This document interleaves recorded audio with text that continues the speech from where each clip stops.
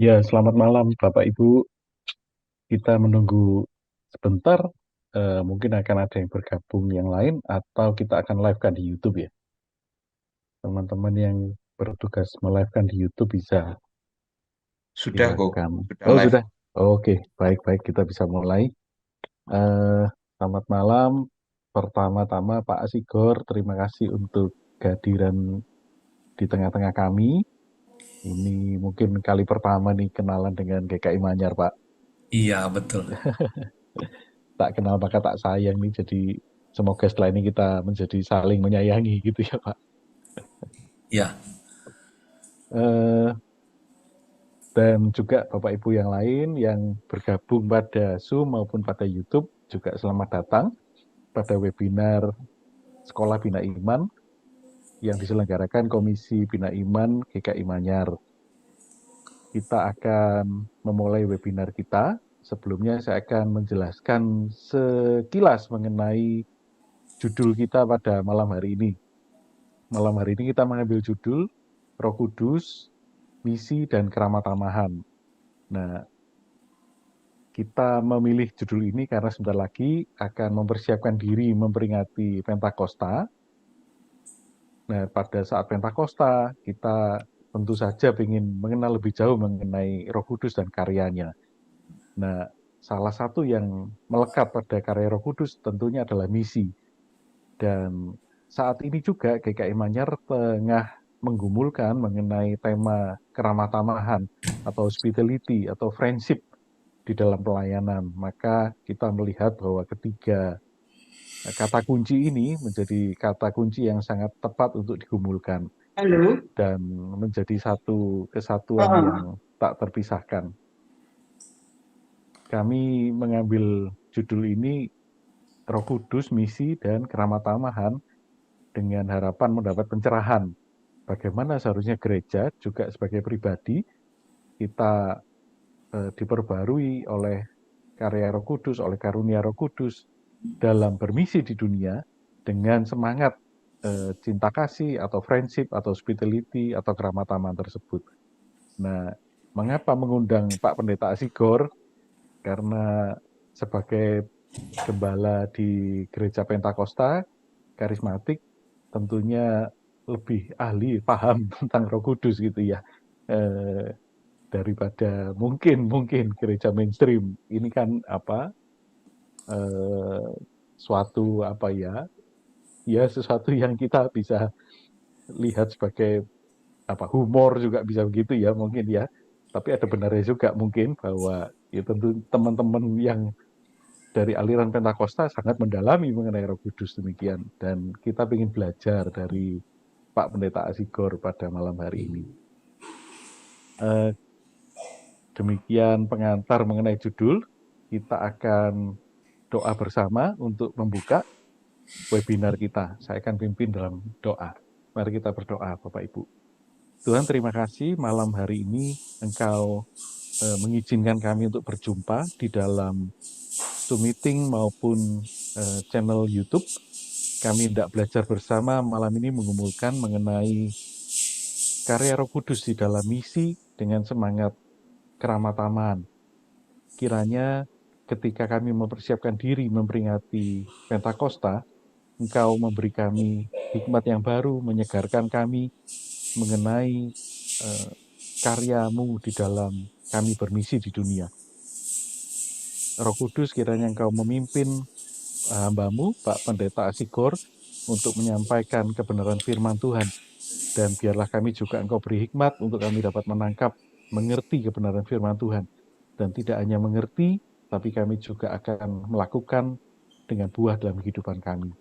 Terima kasih Tuhan, kiranya Engkau memimpin kami di dalam waktu 1-2 jam ke depan. Terima kasih Bapa, di dalam nama Tuhan Yesus, dengan pertolongan Roh Kudus kami berdoa dan bersyukur. Amin.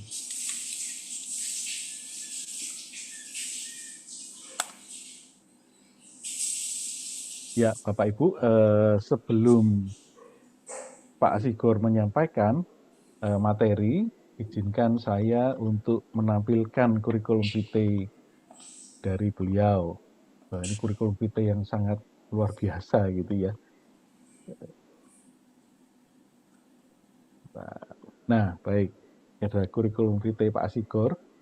Nah, Pak Sigor sekarang sebagai dosen tetap di STFT atau Sekolah Tinggi Filsafat Teologi Jakarta dan juga berposisi pada Kepala Pusat Kajian Biblika di STFT Jakarta juga. Pak Sigor mengampu bidang studi Perjanjian Baru dan okultisme. Nah, ini berarti nanti kalau kita kemudian belajar mengenai Perjanjian Baru atau tentang okultisme, kita bisa minta bantuan lagi nih dari Pak Sigor.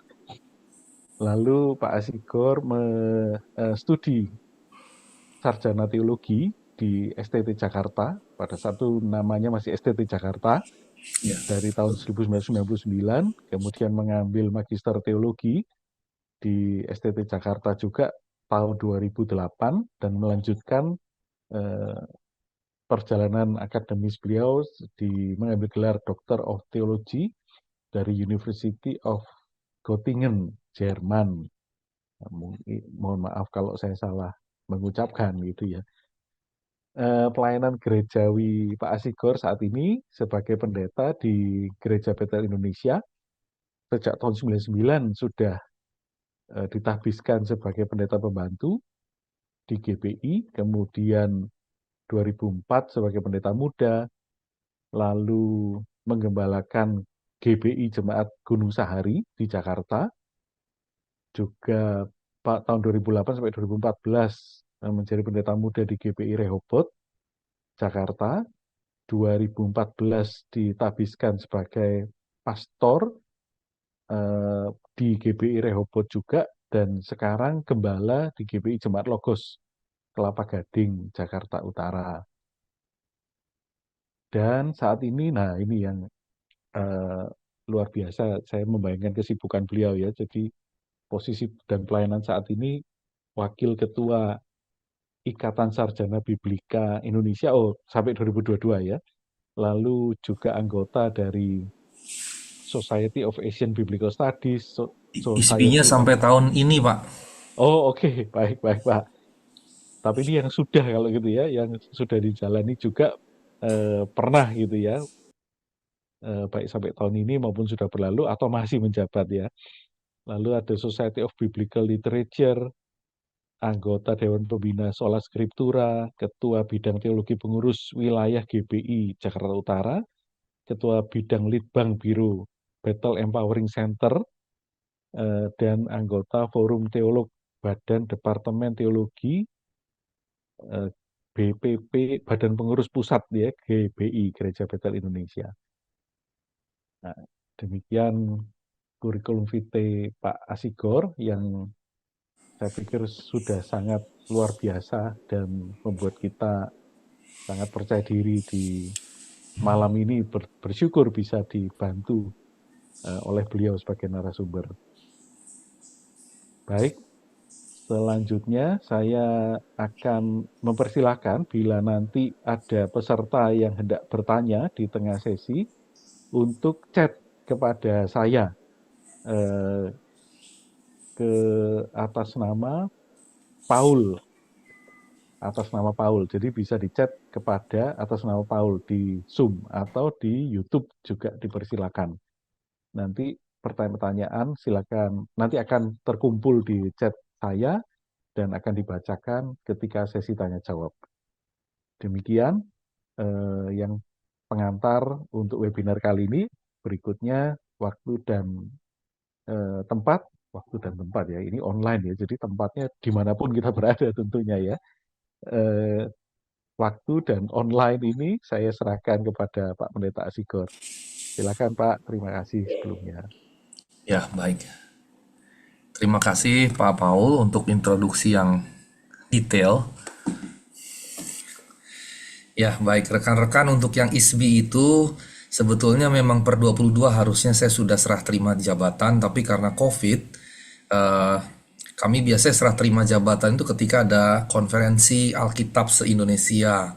Nah, karena COVID ditunda-tunda, akhirnya baru kami adakan tahun ini nanti di Agustus di Jogja, bekerja sama dengan Universitas Sanata Dharma dan UKDW Duta Wacana. Nah, di situ nanti saya akan dilantik sebagai ketua karena tradisinya wakil ketua akan menggantikan posisi ketua seperti itu. Baik, Pak Gary, bolehkah saya dijadikan co-host supaya saya bisa mudah share? Karena kadang-kadang ada fitur yang tidak bisa tanpa jadi co-host begitu.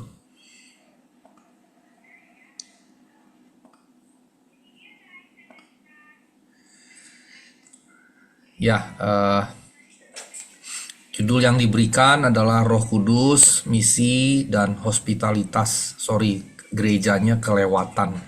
Nah, ini sebetulnya bicara karya roh di dalam gereja yang membawa pada misi dan kemudian hospitalitas gereja.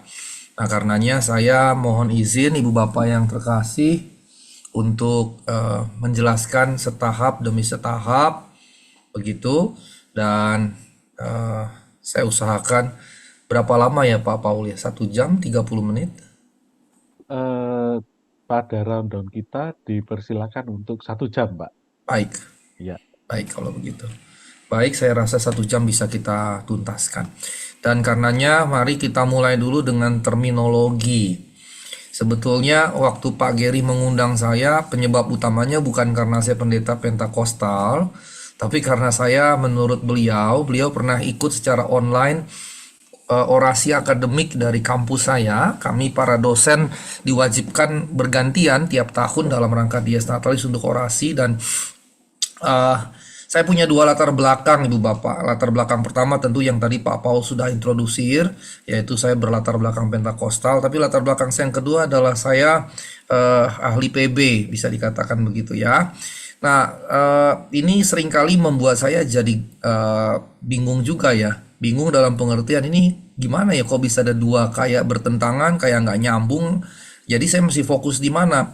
Nah, ketika saya diminta untuk jatah saya memimpin orasi tahun lalu, diberikannya sejak 2022, maka saya berpikir lama dan kemudian saya terinspirasi dari salah satu buku.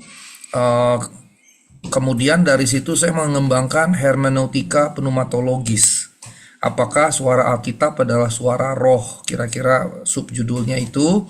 Jadi saya justru jadi menemukan titik temu dari 2 bidang yang menjadi bagian saya. Yang satu secara ministerial, yang satunya lagi secara akademi gitu ya, akademik. Nah, ini jadi ternyata bridge-nya begitu, dan kemudian saya mengembangkan semacam hermeneutika berbasis pneumatologi. Dan karena itu sebetulnya Pak Gary kemudian meminta saya, jadi pendalamannya lebih bukan eksperiensial tapi akan menjadi akademik ketika kita bicara tentang roh ini, walaupun tetap pengalaman saya juga akan memberi warna ke dalamnya. Nah, kita mulai pneumatologi. Ini dari kata pneuma, dalam bahasa Yunani artinya roh, dalam bahasa Ibrani itu adalah ruah.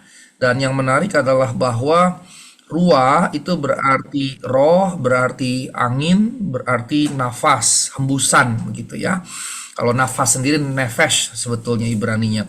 Nah, ternyata pneuma juga kurang lebih punya arti yang sama, yaitu roh, angin begitu, dan juga nafas atau hembusan. Jadi rupanya ketika penerjemah Septuaginta menerjemahkan ruah dari bahasa Ibrani ke dalam bahasa Yunani untuk kepentingan perjanjian lama bahasa Yunani yaitu Septuaginta, pneuma cocok sekali. Karenanya ini menarik. Dan logos adalah kata, ucapan, tapi berkembang pemahaman sebagai percakapan atau pengetahuan. Maka pneumatologi ini adalah subilmu teologi yang mempelajari tentang Roh Kudus.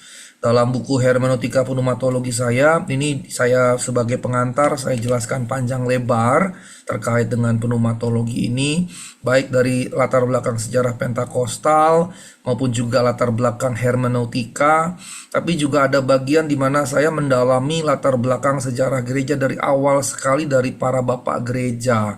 Jadi kalau Pak Paul katakan bahwa teman-teman di GKI atau yang non-Pentakostal perlu belajar dari kelompok Pentakostal, sebetulnya nggak persis tepat, karena Pentakostalisme baru muncul 1901-1906, yang berarti sejarahnya baru 100 tahun kurang lebih dikit lah gitu.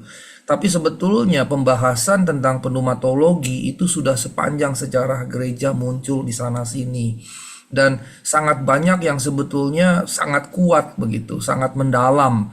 Hanya memang kemudiannya cenderung terabaikan begitu. Tetapi bukan berarti diskursusnya minim, diskursusnya sebetulnya sangat banyak, tapi mesti kita kumpulkan. Nah, yang mengumpulkannya itu yang belum banyak begitu. Nah, ini yang dipelajari oleh pneumatologi, Ibu Bapak sekalian. Nah, sekarang kita masuk secara biblis dulu karena biar bagaimana saya orang biblika ya. Jadi saya akan selalu membahasnya sangat kuat di biblis dan memulainya dari biblis juga begitu, baru kemudian pengembangannya. Sekarang kita bicara roh dulu dalam PL. Roh atau roh Allah ini 73 kali muncul dalam PL, dan kemudian roh ini digambarkan independen. Kejadian 1 ayat 2, ini teks yang sangat menarik gitu. Roh Allah melayang-layang, merah kefet dari kata kerja dasar rakaf yang artinya mengerami, seperti seekor induk elang terbang rendah di atas anak-anaknya yang baru menetas dari telur gitu. Kemudian dia menjagai, mengawasi, kadang mengambil anaknya dilepas supaya berlatih terbang, terus ditangkap lagi, masukin kalau belum bisa, dicoba lagi berulang-ulang. Itu gambaran yang pertama. Gambaran yang kedua itu mengeram seperti seekor induk ayam yang mengerami telurnya sampai menetas, jadilah anak-anak ayam begitu. Nah, proses melayang-layang dengan rendahnya seekor elang atau mengeraminya seekor induk ayam pada telur-telurnya, itu menggambarkan bukan satu momen kecil gitu, bukan satu titik, tapi linear, artinya proses. Maka roh yang digambarkan independen ini bukan, saya jelaskan hanya singkat independen, tapi sebetulnya menunjukkan proses persiapan. Roh itu mempersiapkan segala sesuatu sebelum kemudian Allah mencipta. Pada mulanya Allah menciptakan langit dan bumi belum berbentuk dan kosong. Kemudian roh Allah melayang-layang di atas samudera raya. Baru kemudian berfirmanlah Allah. Jadi sebelum Allah berfirman, roh itu melayang-layang. Nah, kata melayang-layang itu bicara proses yang kemudian menunjukkan persiapan terhadap segala sesuatu untuk setelah siap baru Allah berfirman begitu. Ya. Kemudian berikutnya roh itu diutus oleh Allah. Ayat-ayatnya nanti Ibu Bapak bisa meminta materi kepada Pak Geri, nanti akan di-convert ke PDF. Ibu Bapak bisa membaca teks-teks yang saya jadikan rujukan. Ayat 33 ayat 4 menegaskan roh Allah menciptakan manusia dan juga semua ciptaan lain. Jadi roh tidak dibikin sebagai underdog gitu, atau inferior di hadapan Allah begitu ya. Karena roh Allah ya Allah, Allah ya roh begitu ya. Itu logikanya, karena monoteisme yang kuat ya roh Allah ya Allah ya Allah roh. Walaupun dalam PB kemudian dipahami sebagai pribadi yang berbeda. Allah dengan roh dan anak itu 3 pribadi yang berbeda dari Allah yang esa itu. Nah, kemudian roh juga digambarkan, ini Kejadian 1 ayat 2, seperti kuasa Allah. Roh Kudus kemudian digambarkan juga sebagai nafas Allah yang memberi kehidupan.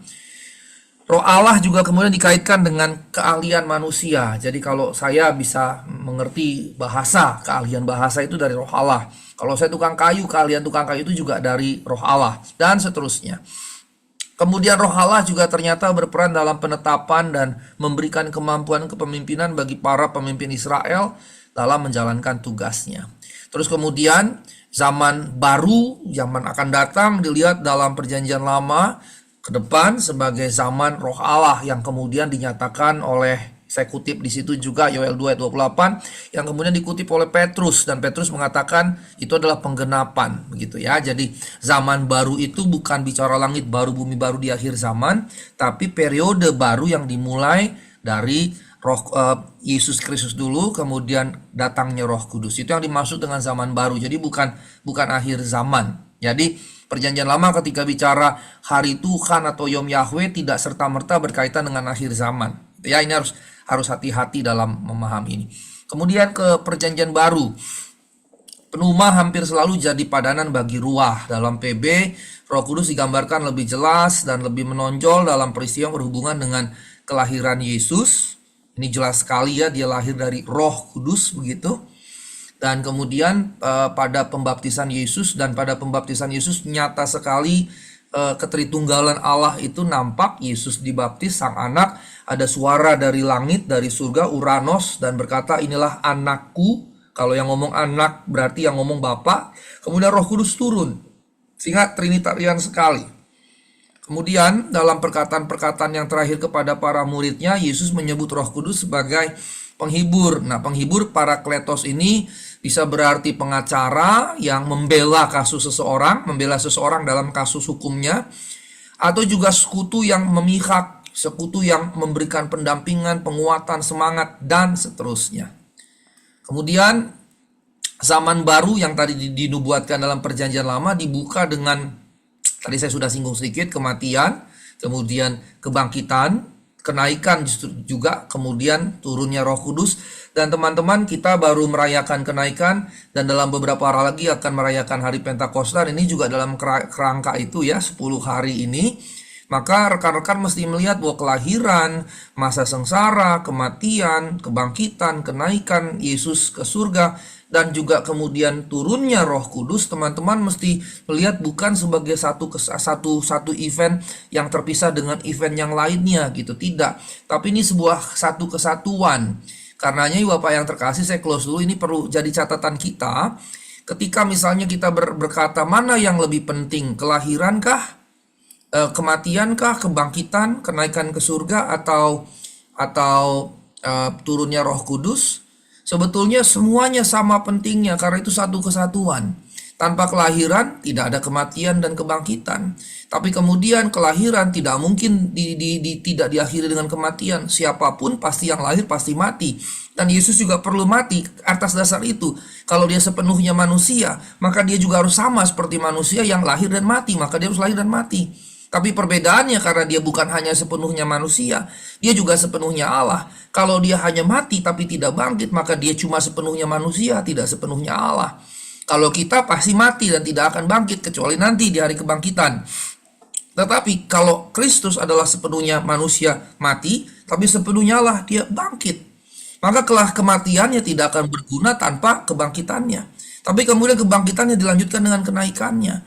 Dan menjadi absurd, saya kemarin mimpin hari kenaikan di GKP, Gereja Kristen Pasundan, dan itu interaktif, ibadah interaktif. Ada seorang yang bertanya, Pak Pendeta, kenapa Yesus mesti naik ke surga? Kenapa dia nggak setelah bangkit tetap saja di bumi? Itu pertanyaan yang buat saya challenging banget dan menarik gitu, yaitu menunjukkan anggota jemaat tersebut kritis. Dan saya tertawa, tapi tertawanya bukan meledek, tapi tertawa pada ada juga orang ternyata yang berpikir kenapa Yesus mesti naik. Maka saya jelaskan begini, kalau Yesus tidak naik, Roh Kudus kata Yesus tidak turun. Dan Yesus bilang adalah lebih baik dia naik supaya Roh Kudus turun. Tapi itu dalam kerangka yang tadi. Tetapi kalau Yesus tidak naik, dia ada di sini, maka dia hanya bisa ada di satu tempat. Dia tidak jadi maha hadir. Dia hanya di satu tempat karena dia punya tubuh jasmani seperti kita. Nah, kalau dia cuma ada di satu tempat, Yerusalem, maka kita semua mesti datang ke Yerusalem. Itu yang pertama. Tapi yang kedua, kalau dia tetap di bumi ini, maka kan berarti udah akhir zaman karena dia memerintah atas bumi ini. Sementara bukan begitu rencana Allah. Dan ini menjadi menarik. Nah, yang berikutnya, saya berkata kepada mereka juga yang saya mau sampaikan pada ibu bapak sekalian di sini. Kapitalisme, materialisme, hedonisme membuat yang paling penting itu apa? Kelahiran. Betul kan? Mengapa saya katakan betul? Coba saja ibu bapak sekarang pergi ke mall-mall. Ada nggak diskon hari kenaikan? Nggak ada. Ibu Juliani langsung ketawa nih.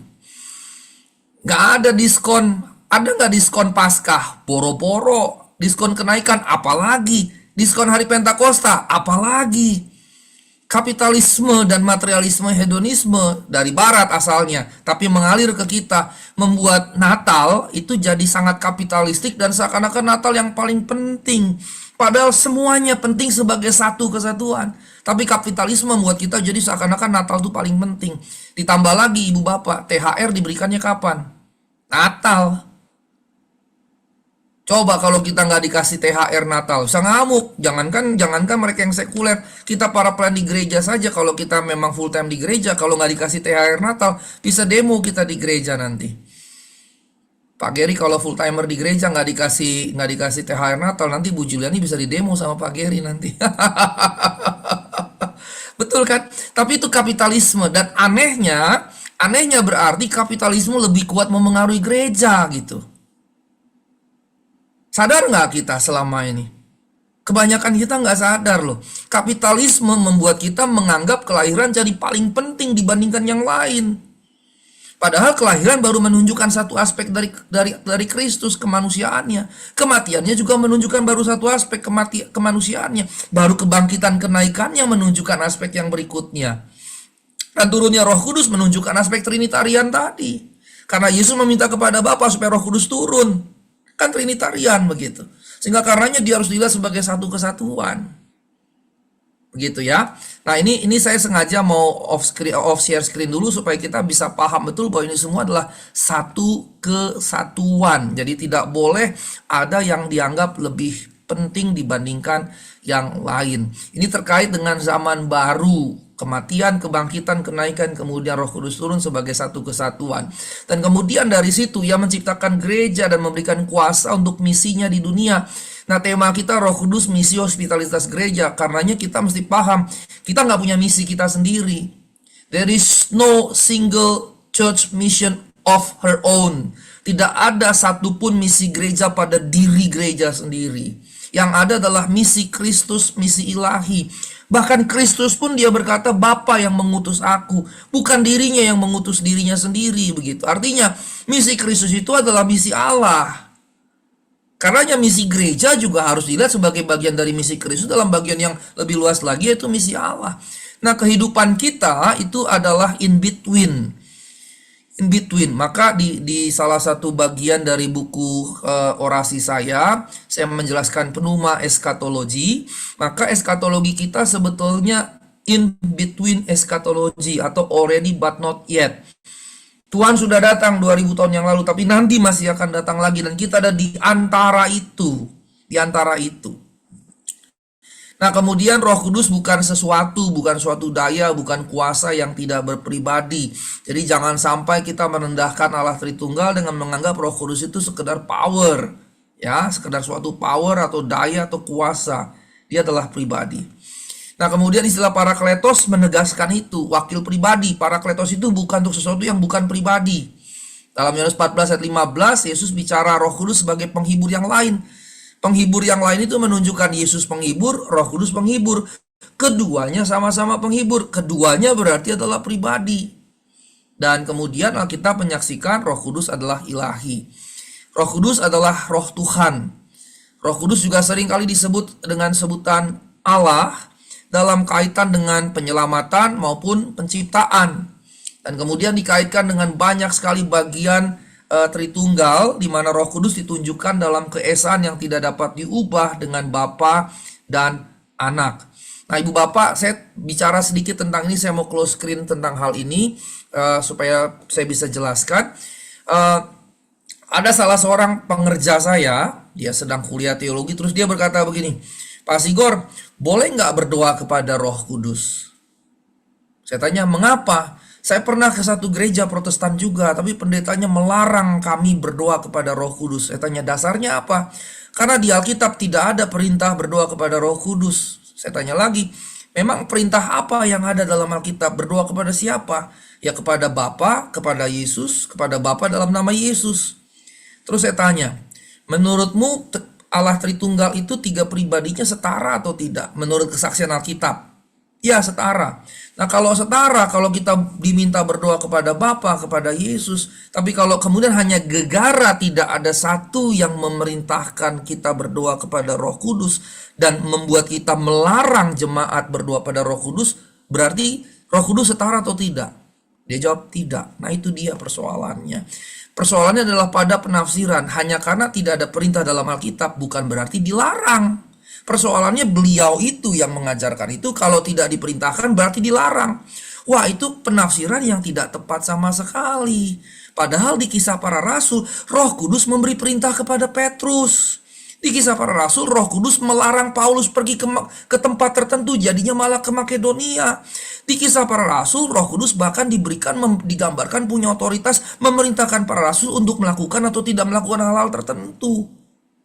Itu jelas sekali menunjukkan keilahiannya. Kalau Roh Kudus sampai memerintah seperti itu, terus hanya gara-gara tidak ada ayat yang berkata berdoalah kepada Roh, wah itu jadi salah dalam membaca teks Alkitab. Dan kita jadi taruh Roh Kudus lebih rendah dibandingkan Bapa dan Anak. Terus dia bertanya lagi, jadi menurut Bapak gimana? Tidak masalah kita hanya menyebut kepada Allah, ya Allah berkati kami, gak masalah. Tapi Allah yang kita pahami di sini jelas. Kita menyebut Allah Tritunggal juga boleh. Karena Allah yang kita sembah Allah Tritunggal. Kita menyebut Bapa boleh, menyebut Bapa dan Anak dan Roh Kudus boleh, menyebut Anak boleh, menyebut Roh Kudus boleh. Yang penting konsep secara kristologis maupun trinitariannya benar begitu. Nah, ini catatan penting yang mesti kita pegang dalam memahami Tritunggal tadi. Gitu ya, Bapak yang terkasih. Sekarang saya lanjutkan supaya kita tidak kemudian menaruh Roh Kudus seakan-akan dia bukan pribadi begitu ya, dan tidak setara dengan Bapa dan Anak begitu. Padahal jelas sekali Trinitarian itu konsepnya kesetaraan. Kalau sampai tidak setara, Bapa lebih besar, Anak lebih kecil, Roh lebih kecil lagi, wah itu kacau, itu politeistik justru jadinya. Nah, baik. Bagaimana Roh Kudus berkarya? Ada 3 bagian kecil di sini. Pertama sebelum Kristus, kedua bersama Kristus, ketiga setelah Kristus. Yang pertama, Roh Kudus terkait dengan kehidupan. Tadi saya sudah jelaskan, ya mencipta juga, ya yang mempersiapkan segala sesuatu sebelum penciptaan dan seterusnya. Kemudian yang kedua, Roh Kudus mencerahkan pikiran dengan pengetahuan akan Allah dan kebenarannya. Yang berarti bahwa saya hanya tahu kebenaran, saya hanya tahu Allah kalau Roh Kudus mencerahkan pikiran saya. Dan dalam perjalanan di Emmaus, 2 orang yang berjalan itu juga nampak bahwa ketika Kristus baru mencerahkan pikiran mereka, membukakan pikiran mereka, mereka baru mengerti. Karenanya untuk mengerti Allah kita membutuhkan pertolongan. Dan dalam perjanjian lama dan perjanjian baru ini juga disematkan kepada Roh Kudus. Yang ketiga, ada hubungan dengan mesianik dalam 2 rangkap. Pertama, Mesias yang akan datang diurapi Roh Kudus. Yang kedua, Mesias mengurapi orang-orang dengan Roh Kudus. Jadi 2 sisi begitu ya. Mesias akan diurapi Roh Kudus waktu Yesus dibaptis misalnya. Tapi kemudian kedua, ketika Mesias sudah selesai dengan tugasnya, dia meminta Roh Kudus untuk diutus oleh Bapa. Tapi juga pada pasca kebangkitannya dia menghembusi para rasulnya dengan Roh Kudus dan berkata, terimalah Roh Kudus. Jadi 2 rangkap. Kemudian bersama dengan Kristus, Yesus menerima Roh, Yesus mengaruniakan Roh. Kemudian Yesus membaptis orang-orang percaya dengan Roh Kudus dan api. Ya, kemudian pencurahan Roh Kudus pada hari Pentakosta adalah kedatangan kerajaan Allah. Kerajaan Allah datang ke dalam sejarah manusia yang dimulai oleh kemenangan Yesus. Nah, Roh Kudus berarti adalah Allah yang menerapkan hasil-hasil kemenangan Kristus di kayu salib itu yang dicapai ya melalui kehidupan, kematian, pengakuan Kristus ke dalam kehidupan kita. Jadi apa yang Kristus sudah capai, bagaimana kemudian Allah terapkan ke dalam kehidupan kita, itu yang dikerjakan oleh Roh Kudus. Itu yang Roh Kudus kerjakan. Nah, kemudian sesudah Kristus, dia bersaksi tentang Kristus. Ya, jadi kesaksian kita bukan hanya karena kita sendiri, tetapi terutama karena Roh Kudus di dalam kita. Karena Efesus 1 ayat 13-14 berkata, Roh Kudus sudah dimeteraikan dalam kita. Sehingga kesaksian dalam diri kita itu karena Roh Kudus ada dalam diri kita. Ya, ini camkan betul-betul ya. Jadi pelayanan kita apapun, misalnya lewat pemberitaan firman, lewat pujian, gospel, apapun itu, jangan pernah menganggap this is my own efforts. Ini adalah upaya-upaya sedikit. Jangan sampai. Itu Roh Kudus yang bersaksi melalui kita, ya. Kita adalah instrumennya. Tapi kalaupun kita instrumen, bukan berarti kemudian kita tidak terlibat aktif begitu. Tapi yang kita mesti tahu, yang bekerja di dalam kita adalah Roh. Kemudian Roh membimbing. Karenanya dalam segala aspek kita harus meminta Roh Kudus untuk membimbing kita. Dan jangan sungkan-sungkan, ya Roh Allah bimbinglah saya. Ya Tuhan, mampukanlah saya untuk dipimpin oleh Roh-Mu, dan seterusnya.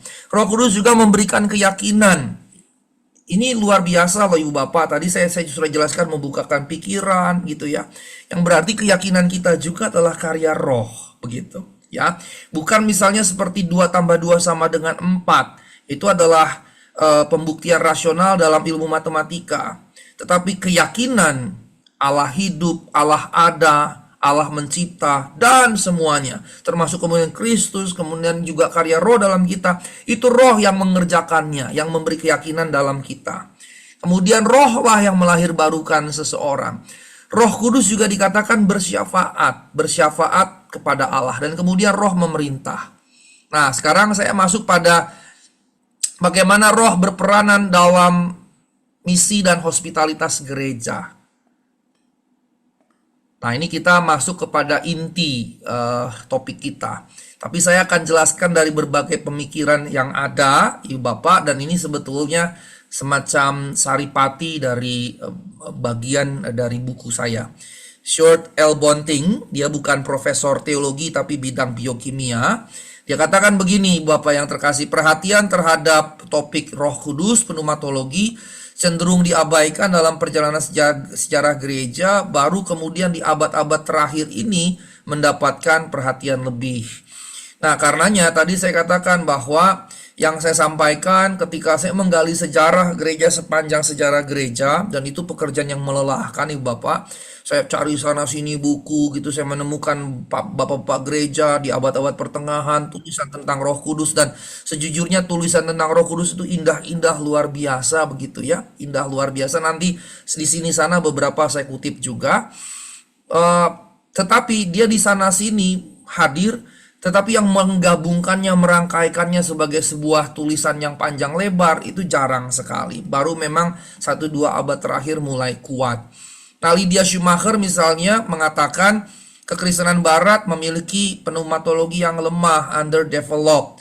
Schumacher melihat secara khusus mengenai Roh Kudus sebagai pribadi ilahi ketiga dalam Tritunggal. Kemudian Christopher Abili menyatakan hal yang serupa, kekristenan barat fokusnya kristologi.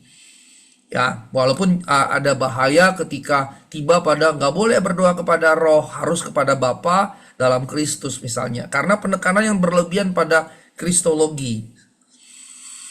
Nah, sebagian teolog Protestan modern bahkan berkata bahwa Roh Kudus berhenti memberikan karunia-karunia rohaninya, dan ini menjadi tidak pas. Kenapa?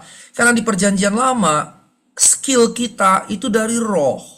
Pengetahuan kita itu dari Roh. Misalnya kalau Ibu Bapak buka Perjanjian Lama dengan lebih detail, dalam materi yang saya bikin lebih detail, roh tukang kayu, kemampuan itu dari Allah, dari Roh Kudus. Makanya disebut roh tukang kayu. Bukan dalam pengertian ada roh gentayangan gitu loh, kayak Kasper. Bukan itu yang dimaksudkan. Roh tukang kayu bukan bahwa ada kayak Kasper dan punya kalian khusus tukang kayu, terus merasuki saya, plok gitu, tiba-tiba saya jadi ahli tukang kayu. Nggak begitu. Tapi maksudnya keahlian perkayuan dari seorang tukang kayu itu dari roh. Kemudian disebut juga roh tukang batu, yang berarti keahlian perbatuan tadi itu dari roh. Tapi saya jadi ahli tukang batu, jadi ahli tukang kayu kan saya latihan kan. Saya kerja dan berlatih, saya kerja belajar. Tapi ternyata di dalam proses kerja belajar itu roh berkarya di dalam. Dan itu dari roh, yang artinya kalau roh tidak bukakan, tidak berikan, nggak bisa juga gitu. Dan saya jadi mengerti. Ibu Bapak, saya sudah pernah kursus gitar, saya pernah kursus drum. Kemudian saya pernah sempat sebentar kursus nyanyi. Mengapa? Karena saya jealous banget kalau lihat orang jago nyanyi di mimbar gereja. Saya pengen banget gitu. Apalagi saya orang Batak, marga saya Sitanggang. Kalau orang tanya, Bapak marganya Sitanggang ya? Iya. Kenal Julius Sitanggang nggak? Oh, itu abang sepupu saya. Oh, berarti Pak Asigor Sitanggang jago nyanyi dong. Saya bilang jangan gitu dong, jangan tuduh saya sembarangan. Cuma sama marga, tapi nggak sama keahlian. Dia jago, saya fales. Maksudnya apa saya menceritakan ini? Seberapapun saya berlatih kuat, ternyata itu bukan keahlian yang Roh Kudus berikan pada saya. Dan karenanya saya jadi mengerti, oh itu bukan karunia saya. Sehingga saya kemudian sadar, memang main musik saya nggak bisa. Saya main drum itu kan ritmik. Tempo saya berantakan. Saya main gitar, itu disuruh pakai kunci F, saya masuk pakai kunci G. Nggak nyambung gitu. Nah, itu berarti saya bukan memiliki keahlian itu ya. Ini poin yang tadi, bahwa Roh Kudus itu yang memberikan. Nah, ini jadi catatan penting. Kalau kita bilang Roh Kudus sudah berhenti memberikan karunia rohani, ya ini kacau secara teologis, karena di Perjanjian Lama semua skill, pengetahuan, keahlian, kemampuan itu dari Roh gitu. Nah, ini catatan penting yang mesti kita pegang. Kemudian Robert J. Schreiter tidak mendefinisikan peranan Roh Kudus dalam kontekstualisasi, tapi dia menyatakan bahwa seseorang tidak mungkin bicara mengenai satu komunitas yang mengembangkan teologi lokal, Di sini ada saya lihat alumnus saya ini bukan jemaat GKI Manyar nih, Pak Abraham Tarigan ini adalah alumnus STFT Jakarta. Beliau hadir mungkin karena lihat postingan saya. Dan di Batakaro, karena Pak Tarigan dari Batakaro itu mulai mengembangkan teologi Kaskaro. Seperti halnya Toba juga, seperti halnya di Maluku ada teologi laut misalnya, itu kas gitu. Tetapi menurut writer itu mustahil mengembangkan teologi lokal tanpa karya Roh Kudus yang menghadirkannya. Tanpa karya Roh Kudus yang menghadirkan teologi lokal tadi. Dan ini jadi semacam pengakuan dalam kerendahan hati. Seberapapun kita mengembangkan teologi-teologi lokal kita, sebetulnya itu justru bagian dari karya Roh Kudus. Nah, ini yang saya kutip dari Siprianus, Ibu Bapak. Coba kali Bapak perhatikan yang dari Siprianus ini, saya bacakan. Yang saya katakan, saya temukan di sana sini perkataan-perkataan dari dalam sejarah gereja yang justru sangat kuat ya. Perhatikan, tolong baca juga, dengarkan yang saya bacakan sambil melihat teksnya. When I drank in the spirit from heaven, a second birth made me into a new man. Ketika saya meminum dari roh, tentunya bukan minuman air jasmani ya. Ketika aku meminum di dalam roh dari surga, kelahiran kedua membuat saya jadi manusia baru. Kemudian, immediately in a marvelous manner, what was doubtful was confirmed, what was closed opened, what was shadowy shone with light, what before seemed difficult I was granted the means to do, and it was possible to practice what I had thought impossible. Segera setelah kelahiran baru oleh karya roh, kelahiran kedua tadi, segera dalam cara yang luar biasa, apa yang tadinya penuh keraguan jadi justru diteguhkan, dikuatkan. Apa yang tadi tertutup jadi dibukakan. Apa yang tadinya samar-samar bahkan gelap kemudian diterangi dengan cahaya. Kemudian apa yang nampaknya susah, sekarang saya diberikan kemampuan untuk dapat melakukannya. Dan menjadi mungkin melakukan apa yang tadinya saya pikir mustahil. Ibu Bapak bayangkan dahsyatnya karya roh dalam pemahaman salah seorang bapak gereja ternama, Siprianus ini. Dahsyat loh. Ini belum ada gereja-gereja Pentakosta kan. Makanya tadi saya katakan, saya tidak akan bicara sekedar dari pengalaman saya sebagai gereja pendeta Pentakosta. Karena itu masanya baru satu periode, satu abad.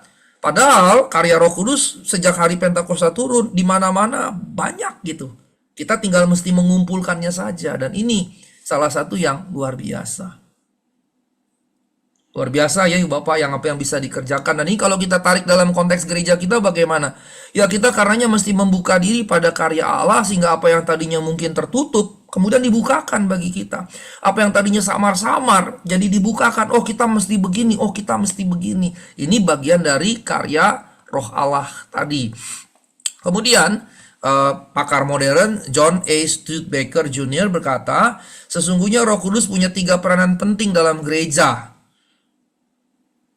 Nah ini menarik nih, kebetulan juga ada Ibu Juliani ketum nih. Executorial authority, membangun gereja. Veracious authority, mengajar gereja. Kemudian governing authority, memerintah gereja. Ibu Bapak yang terlibat dalam penatalan gereja sebagai apapun, ingatlah, tugas tanggung jawab membangun gereja, tugas tanggung jawab mengajar gereja, tugas tanggung jawab memerintah gereja yang kita miliki bukan asli milik kita. Sebetulnya otoritas yang kita punya itu, karena semuanya adalah authority kan, executorial authority, veracious authority, governing authority, itu adalah extended authority dari siapa? Dari Roh Allah. Nah ini yang harus kita camkan betul-betul, karenanya nggak boleh jadi otoriter begitu. Ya karena dia adalah extended authority dari Roh Allah, justru kita harus rendah hati membiarkan karya Roh Allah supaya kemudian kita bisa melaksanakan tugas tanggung jawab membangun gereja, mengajar gereja, memerintah gereja. Nah berikutnya, keberadaan roh di dalam gereja sebagai tubuhnya tidak serta-merta membuat gereja identik dengan roh. Nah ini yang harus hati-hati. Nah saya kutip dari Hans Küng. Hans Küng berkata, the distinction between spirit and church has its basis in the divine nature. Perbedaan antara roh dengan gereja memiliki dasarnya pada kodrat ilahinya. God's spirit or as we can also put it in its freedom, spirit and church, however closely linked, are not on the same plane.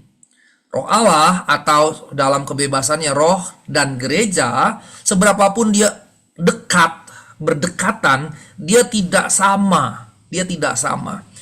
The church is subordinate to the spirit of God. Gereja tunduk pada roh Allah. Ini gereja tunduk pada roh Allah. The spirit is not the church. Roh bukanlah gereja. It would be dangerous to try and identify the church and the Holy Spirit. Berbahaya untuk mencoba dan mengidentifikasi gereja sebagai roh, begitu. Why? Mengapa? For the Holy Spirit is the Spirit of God, not of the church. Mengapa? Karena Roh Kudus adalah roh dari Allah, bukan roh dari gereja. Karenanya, hence the fundamental freedom of the Holy Spirit. Karenanya menjadi kebebasan hakiki fundamental dari roh. Maksudnya, gereja tidak menguasai roh. Karenanya gereja tidak boleh mengungkung roh. Sebaliknya, roh yang menguasai gereja. Karenanya gereja mesti memberikan kebebasan roh untuk berkarya di dalam gereja. Itu menurut Hans Küng. Karenanya kita mesti membawanya pada apa yang saya sebut sebagai redefinisi Roh Kudus. Bukan bahwa Roh Kudus jadi berubah, tapi pemahaman kita tentang roh yang harus diredefinisi. Gereja selalu cenderung selama ini mengabaikan peranan roh dalam gereja, apalagi dalam dunia. Nah, Matthew P. Lawson bahkan mengajukan semacam redefinisi tentang Roh Kudus. Dia menganjurkan memahami roh sebagai a manifestation of learnable pattern of social interaction that may generate a super individual dialogue unity, what Durkheim called a conscience collective, or what has more recently been called shared or distributed cognition. Dengan kata lain, saya terjemahkan dulu ya.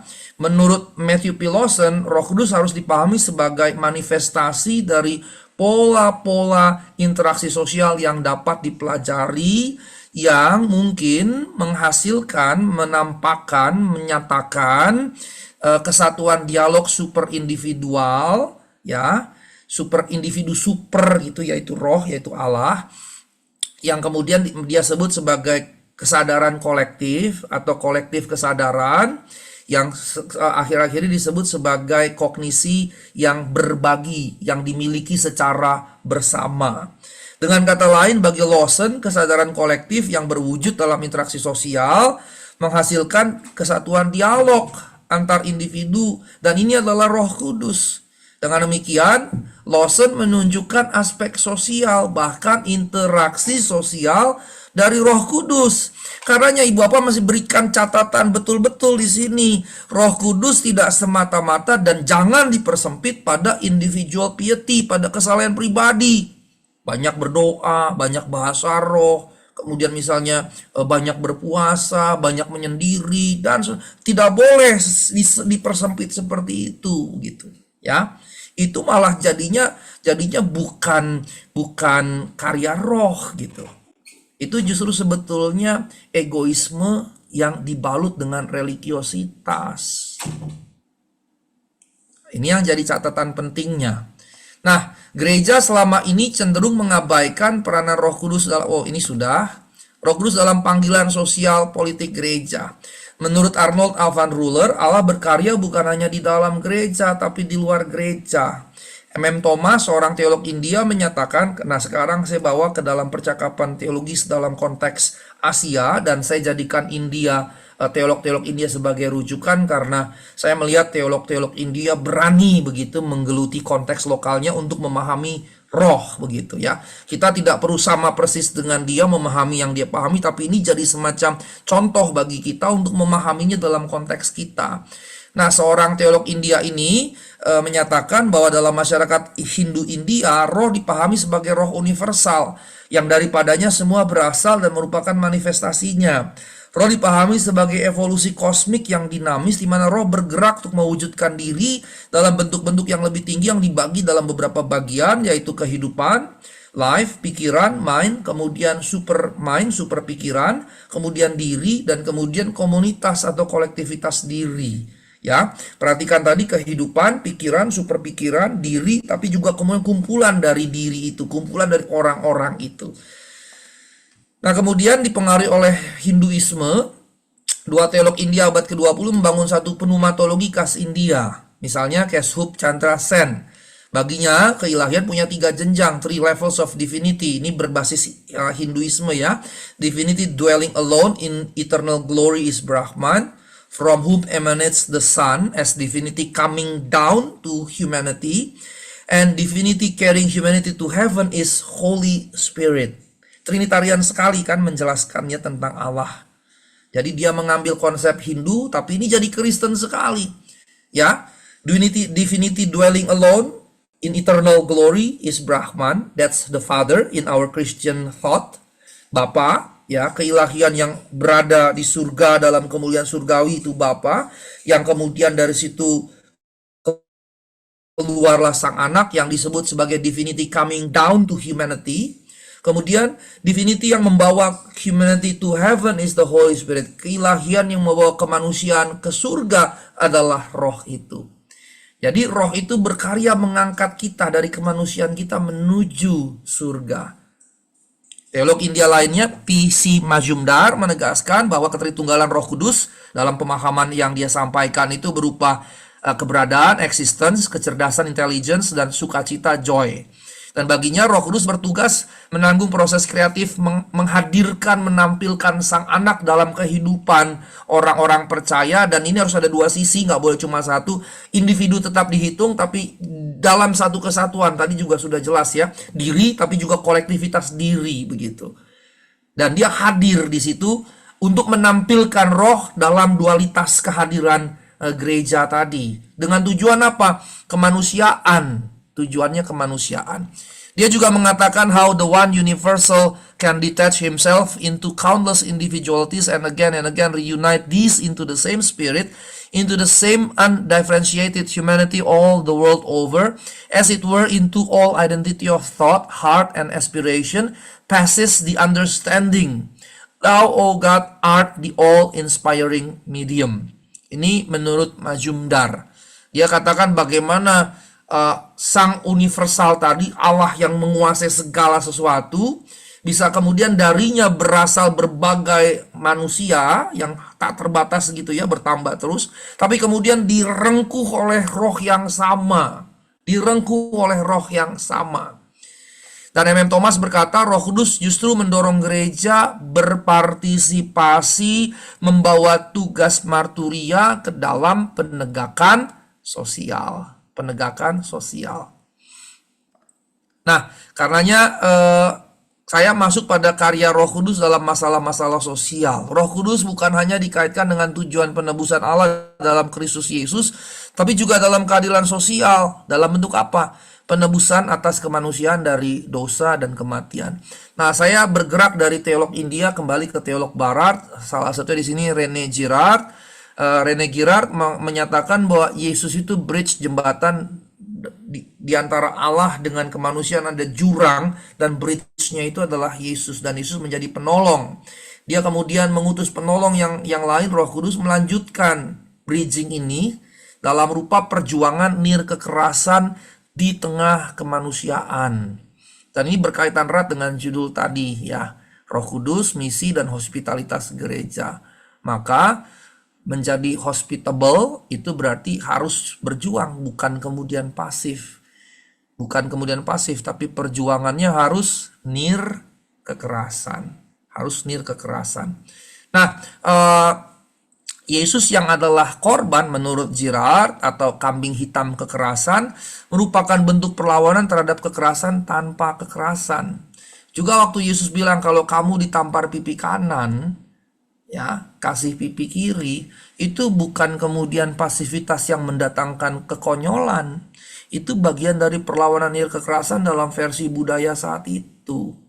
Kalau orang menampar saya di pipi kanan, waktu itu nggak boleh pakai tangan kiri. Bekerja nggak boleh, nampar dia nggak bekerja. Maka bagaimana saya ditampar pipi kanan saya? Dengan punggung tangan. Begini. Dan ini menunjukkan bahwa yang ditampar lebih rendah kedudukan dari yang menampar. Ini sebetulnya sedang menunjukkan secara tidak langsung relasi majikan dan budak.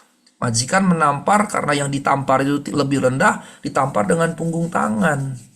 Maka yang kena pipi kanan. Begitu. Jadi waktu Yesus bilang pipi kanan, itu bukan asal sebut atau kebetulan saja nyebutnya. Waktu Yesus mikir kanan kiri, ya udah kanan. Bukan. Itu jelas sekali, itu adalah fakta kultural saat itu. Orang yang ditampar pipi kanan pakai punggung tangan kanan. Nah, Tuhan bilang kalau ditampar pipi kanan kasih pipi kiri. Lalu bagaimana menampar pipi kiri? Nggak bisa lagi pakai punggung tangan, tapi pakai telapak tangan. Begitu. Ya. Begitu ya. Sampai telapak tangan begitu. Nah, karenanya ketika dia ditampar pakai telapak tangan, maksudnya apa yang Tuhan Yesus sampaikan? Si budak yang ditampar pakai punggung tangan, pipi kanan, melawan. Kamu tidak boleh merendahkan saya. Kalau kamu memukul saya, merendahkan saya, tampar pipi kiri saya. Maksudnya tampar dengan telapak tangan. Waktu telapak tangan ditampar, berarti kan majikannya menunjukkan dia sederajat dengan si budak. Si budak mau menunjukkan dia sederajat dengan si majikan. Majikan yang masih berpikir waras otomatis tidak akan mau menampar dengan telapak tangannya karena dia akan merendahkan dirinya. Pahami Bapak yang terkasih ya. Jadi itu sebetulnya perlawanan nir kekerasan, itu bukan satu kekonyolan, bukan pasivitas yang konyol, bukan. Itu adalah non-violent yang harus kita lakukan gitu. Perlawanan nir kekerasan.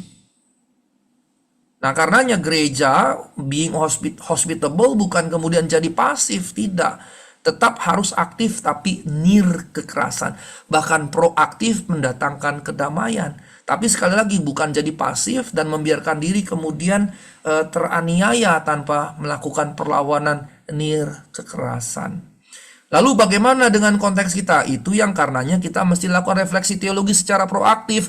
Kalau Yesus sudah beri contoh di konteks itu begitu, lalu kita mesti pikir di konteks kita bagaimana? Begitu. Itu yang memang karenanya kita harus pikirkan. Itulah tugas kita secara teologi sebagai umat Allah, berpikir secara proaktif, merefleksikan secara teologi selalu sikap kita perlawanan diri kekerasan itu seperti apa. Gitu ya. Yesus disalib itu perlawanan loh, jangan dipikir itu bukan perlawanan. Itu jelas perlawanan. Dan pasca dari situ kan nampak sekali. Ketika dia bangkit, maka umatnya menjadi begitu kuat. Roh Kudus turun atasnya. Umatnya kemudian memberitakan Injil kebenaran itu, melawan segala kefasikan dan seterusnya. Nah berikutnya, orang-orang Kristen dan gereja harus meletakkan diri mereka bukan pada kekuatan mereka sendiri. Ini yang tadi perlawanan kekerasan kan, kalau perlawanan kekerasan kan dengan kekuatan sendiri, begitu kan? Kalau kita pakai lobby orang, oh saya punya kenalan di kejaksaan, di mahkamah, di militer, di polisi, di sini, itu kan sebenarnya tetap juga kekuatan sendiri. Nah, tidak sedemikian, tetap harus mengandalkan karya Roh yang mengubahkan dengan menaruh iman pengharapan pada Kristus. Karenanya sekali lagi kita harus proaktif menemukan bagaimana kita mesti menghadapinya tanpa kekerasan atau nir kekerasan. Nah berikutnya, penelitian membuktikan bahwa iman membangkitkan harapan dan optimisme. Iman juga meningkatkan kemampuan menyelesaikan tugas-tugas, menyelesaikan masalah, menghasilkan pengurangan stres. Nah ibu bapak yang terkasih, ini seorang profesor bukan teologi lagi, tapi bidang social work, John R. Belcher dari Maryland, Amerika Serikat, menegaskan Roh Kudus ternyata juga berkarya bagi orang-orang yang terpinggirkan, termasuk kaum papa dan gelandangan. Maka misalnya saya stop share dulu. Misalnya Bapak, pada satu perkuliahan di kampus saya, mahasiswa saya sudah lulus, bahkan dari segi tahun kakak kelas Pak Abraham Tarigan, dia bercerita bahwa dia dengan satu unitnya pergi ke satu daerah gitu, ada unit kerja mahasiswa di kampus gitu. Terus dia bawa makanan, bawa ini. Terus dia bilang begini, kami pergi ke sana Pak dan ngobrol dan kami mau menghadirkan Kristus bagi mereka. Terus saya katakan salah kamu. Matius 25 ketika Tuhan datang nanti, jelas sekali Tuhan menegaskan bahwa orang akan dipisahkan, yang kambing di sebelah kiri, yang domba di sebelah kanan Tuhan. Dan jelas sekali siapa yang di sebelah kanan disebut domba. Mereka yang memberi makan Yesus waktu Yesus lapar, minum waktu Yesus haus, kemudian waktu telanjang berikan baju, waktu sakit atau di penjara dikunjungi. Terus mereka bilang, kapan Tuhan kami melakukan itu untuk Engkau? Tuhan bilang, waktu engkau beri makan orang yang lapar, salah satu dari saudaraku yang paling hina itu, engkau memberikannya padaku. Dengan kata lain apa? Dengan kata lain, Yesus mengidentifikasi wajahnya, dirinya di antara wajah orang-orang yang lemah tadi. Orang-orang yang lapar, yang haus, yang miskin, yang sakit, yang telanjang. Yesus hadir di tengah-tengah mereka, ditambah lagi. Yesus menyebut mereka saudara-saudaraku yang paling hina. Dan saya katakan kepada mahasiswa saya berdasarkan Matius 25, bukan kamu yang bawa Kristus kepada mereka, kamu yang menemukan Kristus yang ada di tengah-tengah mereka. Saya katakan seperti itu. Nah, persoalan kita gereja, Bapak, yang saya amati ya, makin besar gereja kita, makin banyak duit kita, dan seterusnya, dan seterusnya. Kemudian ketika kita melihat katakanlah anggota jemaat atau bukan anggota jemaat yang miskin, kita jadi nganggap kita ini superior, mereka inferior. Padahal itu salah, salah sama sekali. Bukan begitu yang Tuhan ajarkan. Nah, ini saya sengaja stop share supaya jadi perhatian kita baik-baik.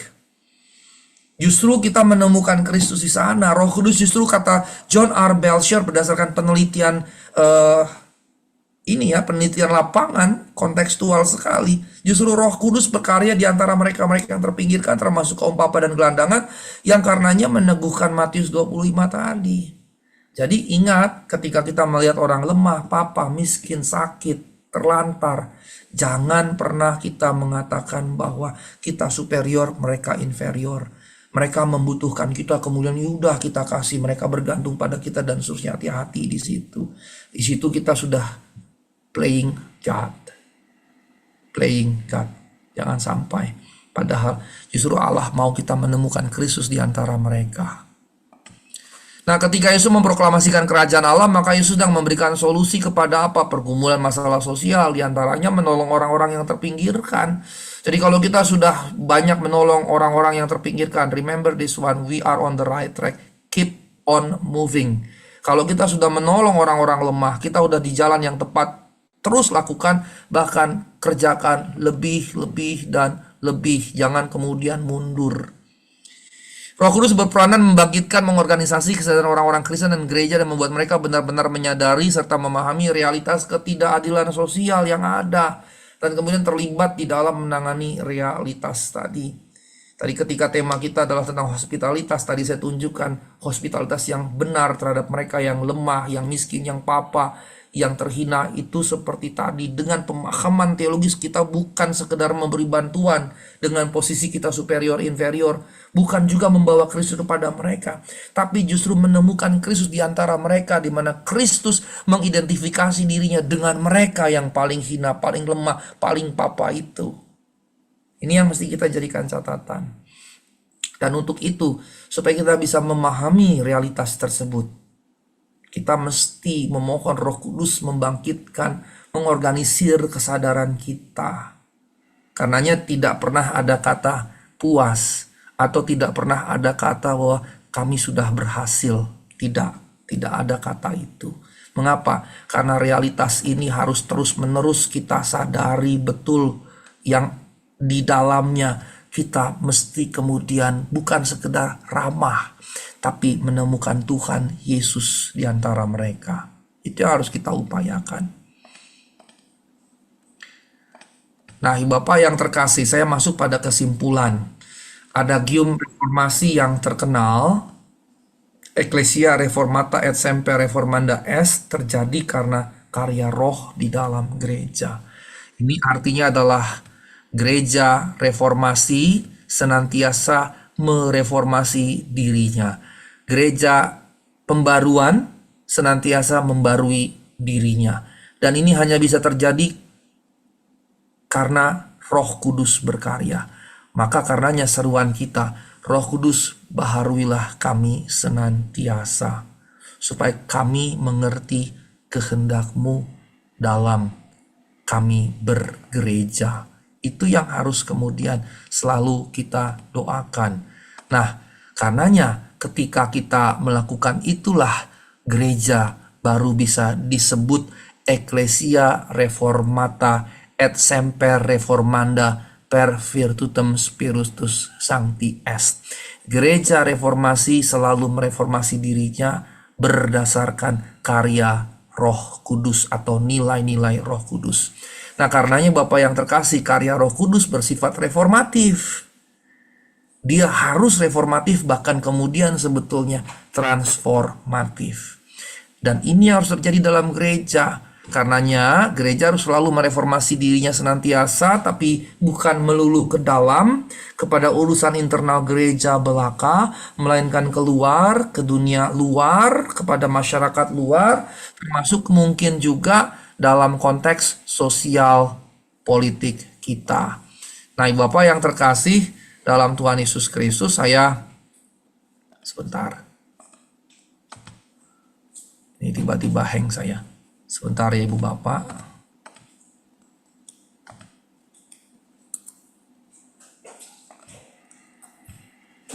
Ya, sebentar, saya balik lagi. Mana tadi ya? Oke, ini. Ya.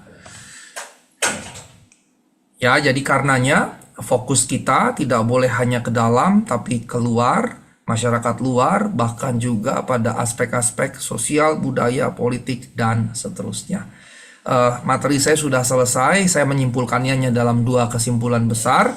Tuhan Yesus memberkati, saya serahkan kembali kepada moderator Pak Paul.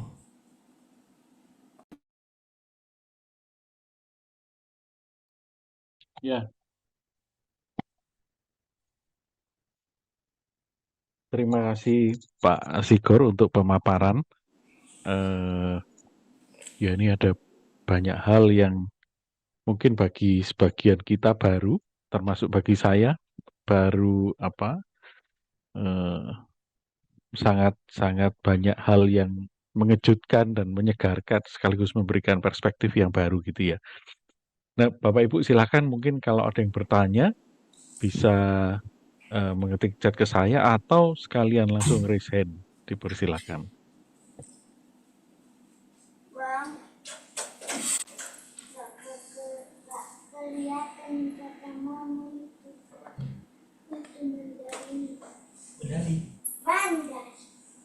Nah, ini ada satu pertanyaan ini Pak Sigor, mungkin pemanasan dulu ya. Dari Yosua, saudara Yosua Kristianto.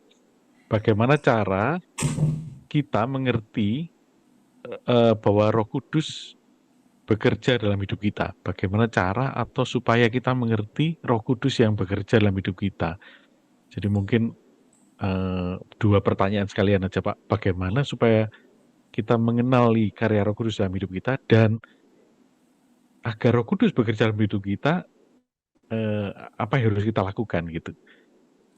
Baik, baik. Silakan Pak. Mungkin yang kedua dulu, yang pertama ya. Yang kedua dulu, bagaimana supaya Roh Kudus bisa bekerja dalam kita, dan kemudian bagaimana mengenali karya Roh Kudus dalam kita. Nah, Ya, bagaimana kita supaya Roh Kudus bekerja dalam kita, itu sebetulnya tahap awal.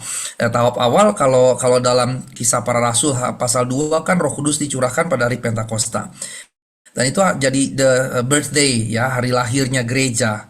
Ya, the birthday of the church adalah hari Pentakosta. Maka kalau itu adalah hari kelahiran gereja, maka sejak saat itu Roh Kudus ada bersama dengan gereja.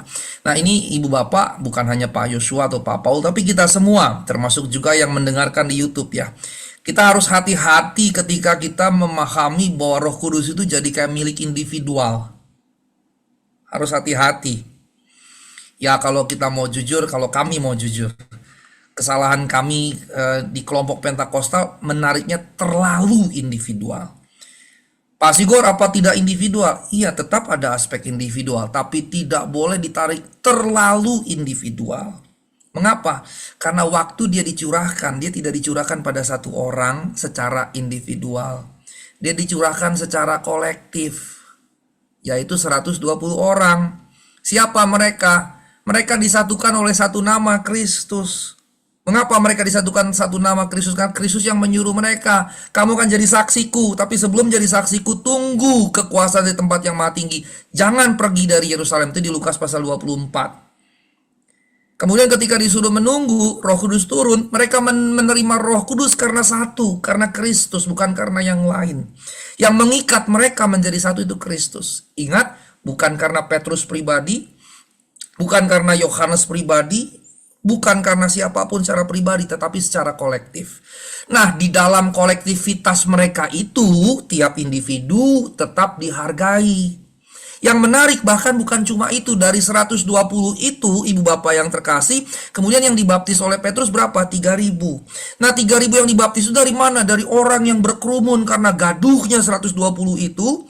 Tapi ketika gaduhnya 120 itu, menurut Kisah Rasul mereka berbicara bahasa bukan yang gak jelas gitu. Bukan bicara seperti orang mabuk, tapi bicara dengan bahasa-bahasa yang dimengerti. Kalau Bapak membaca daftarnya, saya berulang-ulang menghitung itu minimal 12 bahasa. Kalau kata dannya dianggap satu kelompok, dan dianggap satu kelompok itu 12. Tapi kalau dannya dianggap terpisah, itu ada sekitar 15 bahasa. Perhatikan baik-baik. Roh yang sama bicara dengan 12 sampai 15 bahasa yang berbeda tentang perbuatan Allah yang besar yang sama, yaitu Kristus. Roh yang sama, 12-15 bahasa yang berbeda bicara, tetapi tentang berita yang sama. Dengan kata lain, roh menerima kepelbagaian, bahkan perbedaan demi perbedaan. Sehingga dengan kata lain, ada individu, ada kelompok-kelompok individu, tapi ada kesatuan. Kesatuan secara utuh sebagai gereja. Karenanya, yang paling pertama mesti dipahami, roh itu ada dalam tubuh Kristus itu. Walaupun tadi tidak identik bahwa roh identik dengan gereja, ya. Bahwa juga tidak hanya di dalam gereja, tapi ini dulu mesti kita pahami.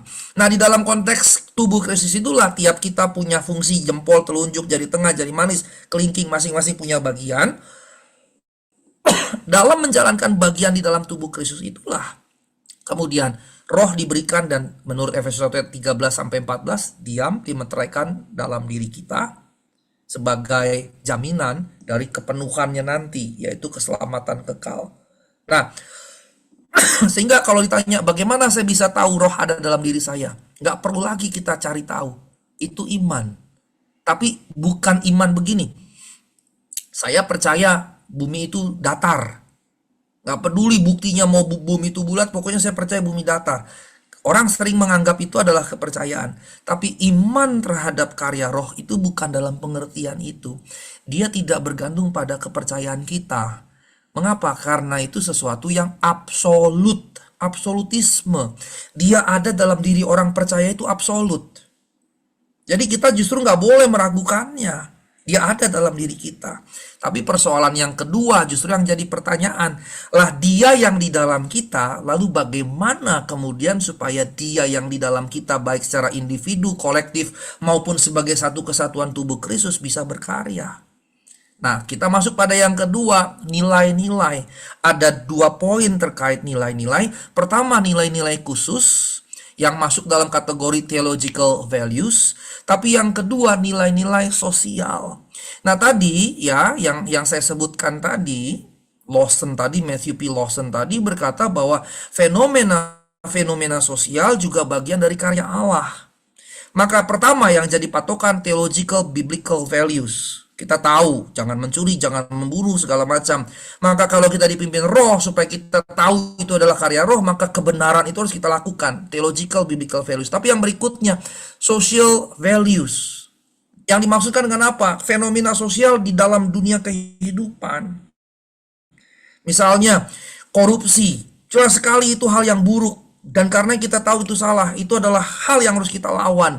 Dan ketika orang-orang bersuara melawan korupsi, maka kita nggak boleh kemudian diam. Karena itu justru bagian dari karya roh Allah dalam konteks sosial politik. Maka karenanya kita mesti punya kemampuan membaca gerakan-gerakan Allah dalam konteks sosial tadi. Ini 2 bagian ya. Theological biblical value yang kemudian social value. Theological biblical value jelas apa yang Alkitab sampaikan. Ya, sementara social values ini adalah fenomena sosial yang ada di konteks lapangan. Ketika kita melawan korupsi, orang-orang melawan korupsi, kita nggak boleh diam. Karena itu adalah karya roh Allah. Begitu. Ketika ada orang muncul melawan ketidaksetaraan gender, perlakuan tidak sopan terhadap gender yang berbeda. Misalnya di NTT ada kawin tangkap, dan kawin tangkap punya kecenderungan buruk, walaupun tidak selalu buruk. Awalnya itu bagus sekali gitu, itu cuma ritual, tapi lama-lama ada praksis-praksis yang tidak baik. Mahasiswa S1 saya ada meneliti tentang itu. Misalnya, dan ketika orang mulai melawan, maka kita tahu, oh ini harus kita lawan, karena ini bagian dari karya roh Allah. Maka dengan kata lain, kita mesti melihat segala karya roh Allah dalam fenomena sosial tadi. Begitu. Sekarang lagi banyak gaung ecological ini kan, concern, kepedulian ekologis. Maka kita nggak boleh diam, itu bagian dari karya roh. Bahkan kalau bisa kita yang di depan justru. Nah, kira-kira ini dua sisi yang tadi saya jelaskan bagaimana kita kemudiannya bisa berkarya dalam pimpinan roh Allah. Sekali lagi saya ingatkan, jangan menariknya too individual, jangan terlalu individual, walaupun tetap di dalamnya individu tetap dilibatkan. Kalau too individual itu malah punya potensi untuk menjadi keliru. Begitu Joshua, Pak Paul, jawaban saya. Tuhan memberkati. Ya, masih Pak Sigor. Nah, sekarang yang udah raise hand. Nah, ini Bapak atau Ibu winner Sianipar. Silakan.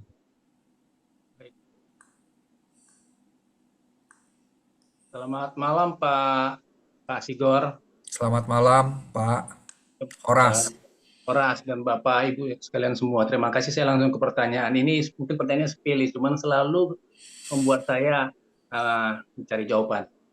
Terkait dengan Roh Kudus, kita tak bahwa menurut ajaran Kristen bahwa seorang Kristen memiliki Roh Kudus ketika dia menerima Yesus, ketika dia menyatakan imannya. Nah, tetapi dalam prakteknya, dalam ucapan secara verbal, dalam doa-doa, dalam penyampaian atau ceramah, dalam kesempatan-kesempatan yang sangat religius, masih saya mendengar ucapan-ucapan datanglah engkau Roh Kudus, datanglah ke dalam hati kami, masih diundang. Itu bagaimana kaitannya? Terima kasih. Ya Pak, Bapak tidak keliru. Kadang-kadang juga dalam liturgi gereja, kalau saya khotbah, saya suka mendengar datanglah ya roh, segala macam. Saya berkata begini, ada dua, saya biasanya juga berespon seperti Bapak, saya akan katakan, itu salah loh yang kalian sampaikan. Ketika ditanya maksudnya gimana, saya jelaskan Efesus 1 ayat 13-14 tadi. Tapi kemudian saya menjelaskan lebih jauh. Datanglah ya Roh Kudus dalam pengertian tertentu bisa diterima, dalam pengertian bukan Roh Kudus masuk dalam diri kita, tapi maksudnya kita memberi diri dipimpin oleh Roh. Ini dua hal yang berbeda Pak Winner dan teman-teman. Bahwa Roh Kudus diam dalam diri kita itu jelas, itu absolut. Tidak perlu kita beriman dalam pengertian itu bahwa baru kita punya, tidak, itu absolut gitu. Jadi kita pegang teguh karena itu absolut. Yang jadi persoalan bukan pada Roh Kudus diam dalam diri kita, yang jadi persoalan adalah apakah Roh Kudus sudah diberi otoritas memimpin kita. Maka ketika kita berdoa datanglah Roh Kudus, itu harus dipahami dalam pengertian datanglah Roh Kudus dan pimpinlah kami. Harus dalam pengertian itu. Bukan dalam pengertian masuk lagi. Kan dia bukannya keluar masuk, Pak.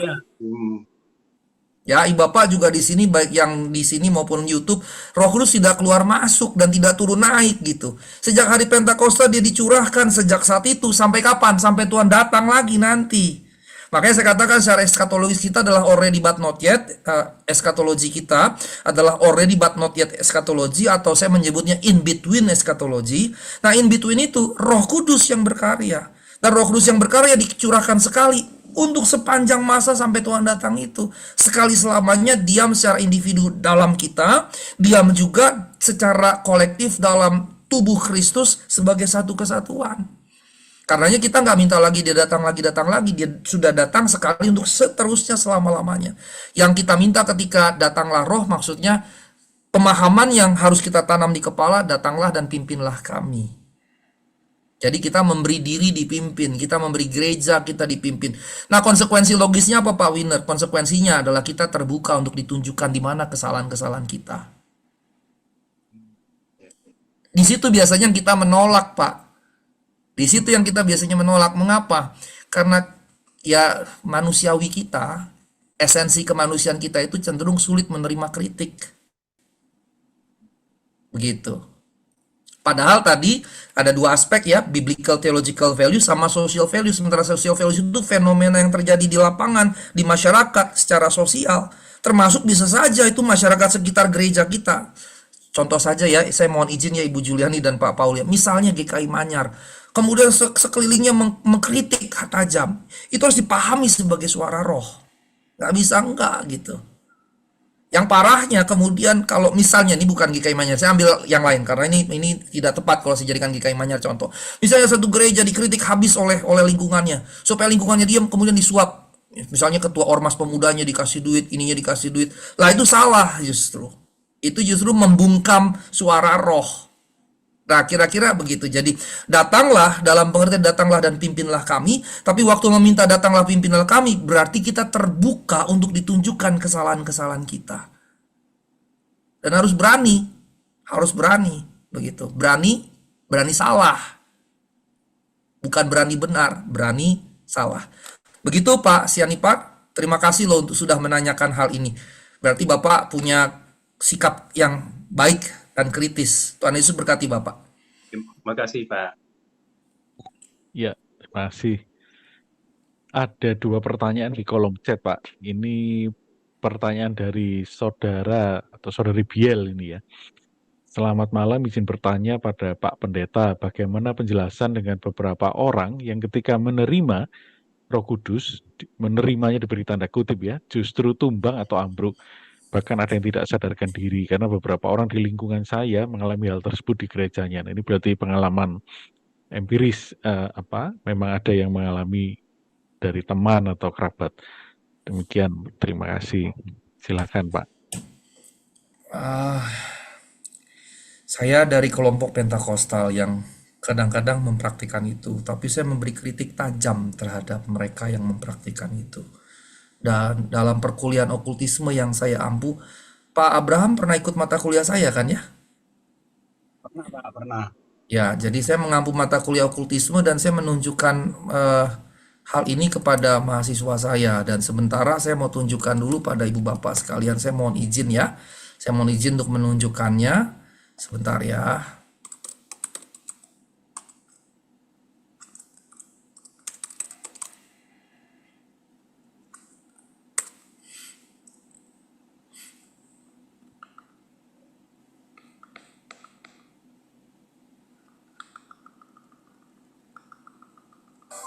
Persiapkan masa depan bersama Bank Aladin Syariah.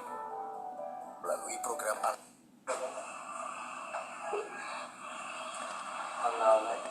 Oke, saya mau share supaya jadi pemahaman kita. Mana tadi? Oke. Share sound. Ya, Ibu Bapak, ini disebut sebagai Javanese magnetism. Dalam dunia okultisme ini adalah magnetisme. Perhatikan baik-baik sampai selesai, hanya 3 menit kurang. Saya akan play, mungkin nggak sampai semua, tapi kalau ada yang saya sudah butuhkan cukup, saya akan close. Mari kita lihat.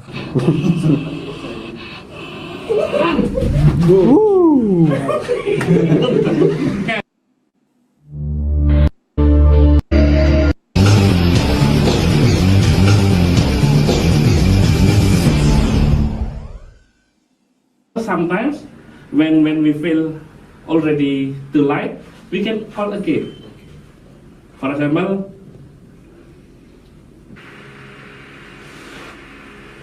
even when it's good, we just close this aura already. We can use the easier way. The easier way using touching, but sometimes if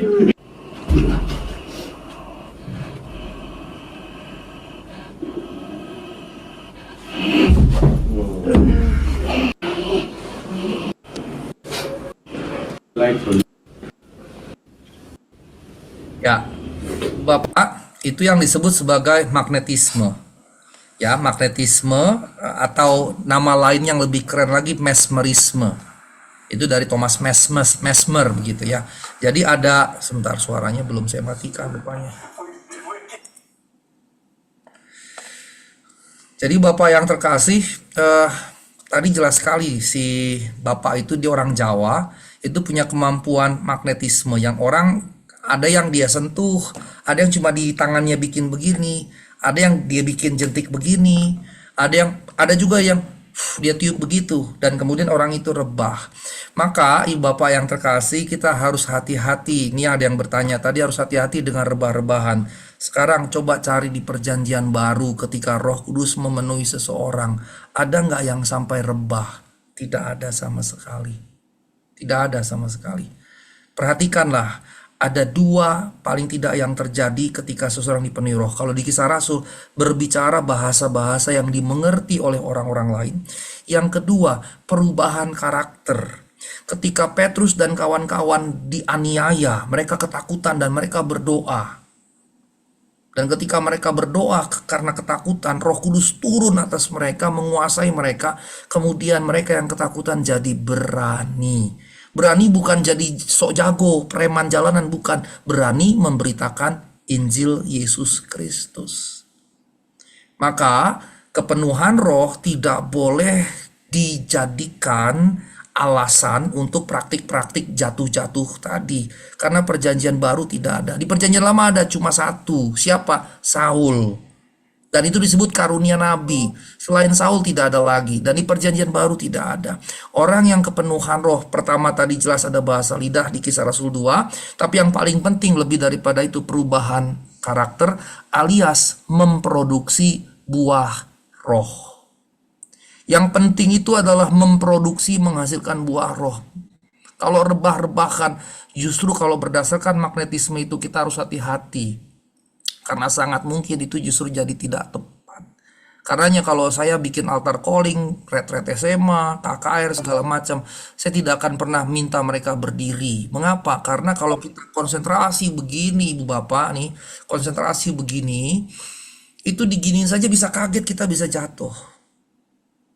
Belum lagi kalau kemudian mempraktikkan mesmerisme sadar tidak sadar bisa dipraktikkan.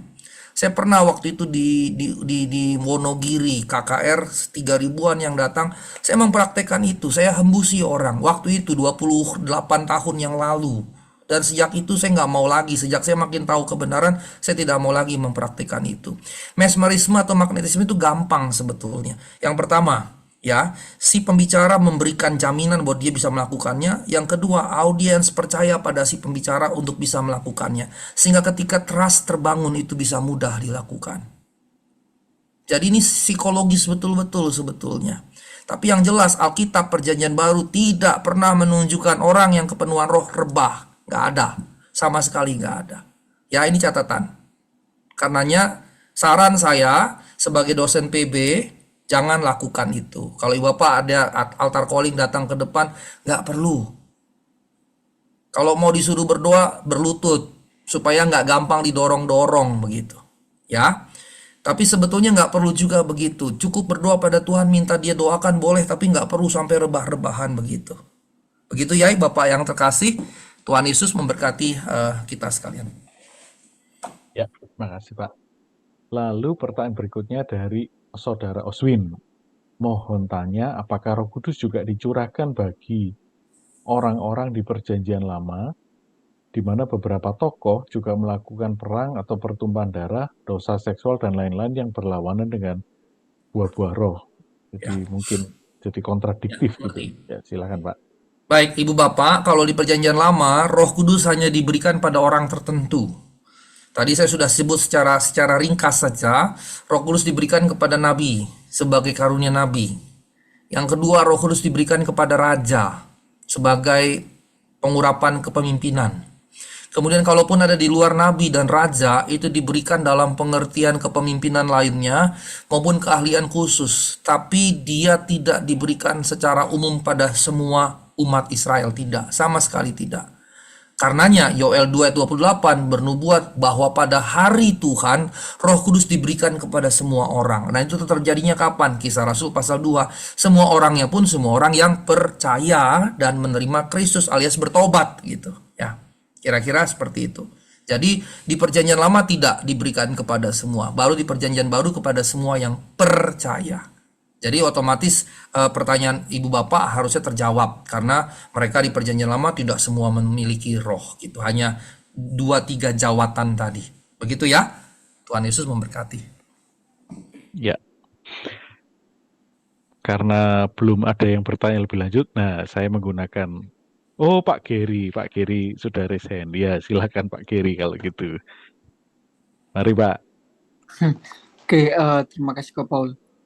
Menarik materi dari Pak Asigor. Khususnya memang kalau melihat konteks pneumatologi, saya langsung teringat, saya menunggu tadi sebenarnya di papernya Pak Asigor. Kok tidak keluar Amosyong ya? Padahal ada keterkaitan antara pneumatologisnya Amosyong dalam konteks hospitality. Contohnya, kalau mungkin saya bisa dikoreksi. Dalam satu tulisannya Amosyong itu, dia bilang bahwa di zaman pencurahan Roh Kudus juga kan yang hadir di situ semua diberikan Roh Kudus. Jadi tidak dipilih, oh ini umat pengikut Kristus baru diberikan Roh Kudus, tapi juga semua dari berbagai latar belakang agama, mungkin budaya, dan sudah dan belum mengenal Yesus juga bagi dia itu diberikan Roh Kudus. Sehingga hari ini Sorry, saya mesti cut. Amosyong Iya. tidak mengatakan begitu. Menjadi keliru kalau Pak Geri mengatakan Amosyong mengajarkan semua agama, semua latar belakang yang tidak percaya pada Yesus. Tidak begitu. Amosyong tidak akan bergerak seperti itu. Yang menanggapi orasi saya juga adalah Amosyong. Saya minta dia menanggapi Iya, orasi iya. saya.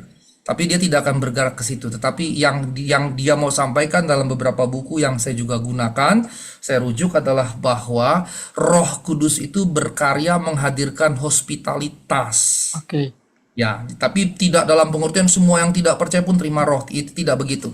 Tapi kemudian hospitalitas itu bekerja di antara semua orang. Nah, sebetulnya bahasa lain dari hospitalitas itu adalah yang saya bahasakan dengan fenomena-fenomena sosial.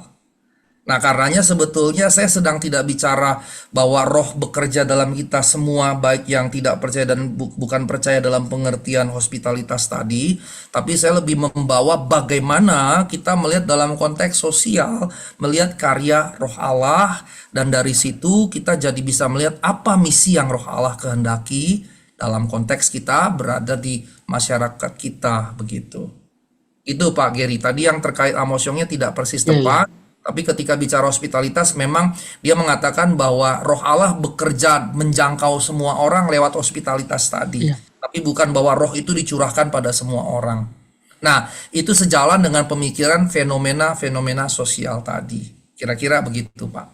Iya. Dan karena saya fokusnya pada misi gereja, karenanya saya tidak menyentuh bagian itu.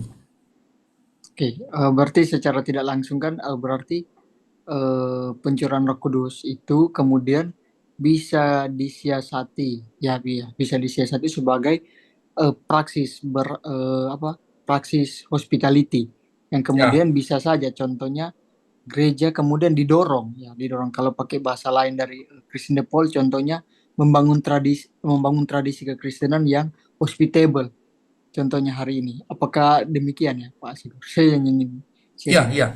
Makanya tadi ketika saya bicara fenomena-fenomena sosial sebagai karya roh Allah, dan karenanya kita mesti bermisi, dan kemudian saya tarik juga dengan Rene Girard, Yesus sebagai kambing hitam tadi, maka pengorbanan Yesus itu bukan pasivitas, tapi justru bagian dari perlawanan. Maka saya mau menarik lebih jauh, menjadi hospitable itu tidak sekedar berlaku ramah tamah terhadap orang-orang lain, tapi termasuk juga melawan segala kuasa jahat yang berusaha menindas, menjajah orang-orang lain, begitu. Nah, karenanya misalnya tadi saya buat contoh, kalau ada perlawanan terhadap korupsi, orang bersuara ya, melawan korupsi.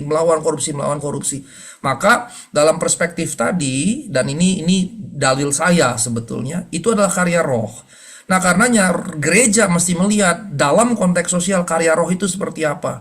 Dan bukan hanya kemudian menemukan, oh itu karya roh, kita harus ikuti, tapi justru jadi aktor terdepan dalam memperjuangkan itu. Karenanya hospitalitas tadi, saya bawa sampai ke sana. Dia bukan sekedar menjadi ramah pada orang lain, termasuk yang berbeda, nggak boleh berhenti di situ. Tapi bahkan menjadi hospitable adalah membela yang lemah, melawan si jahat. Membela yang papa, melawan yang serakah. melawan miskin, membela yang miskin, hospitable pada yang miskin, tapi melawan orang yang serakah, melawan orang yang membuat orang miskin, pemiskinan istilahnya, dan seterusnya. Jadi hospitable itu tidak boleh sekedar keberpihakan pada si lemah, pada si miskin, pada si papa, pada si sakit, tapi hospitable juga termasuk melawan, tapi nir kekerasan. Nah, itu yang susah. Karena apa? Kita kan terbiasa keras ya. Kita terbiasa langsung kepal tangan begitu kan. Dan kalau berjuang pun kita kepal tangan. Gereja juga, pose-pose gereja kepal tangan.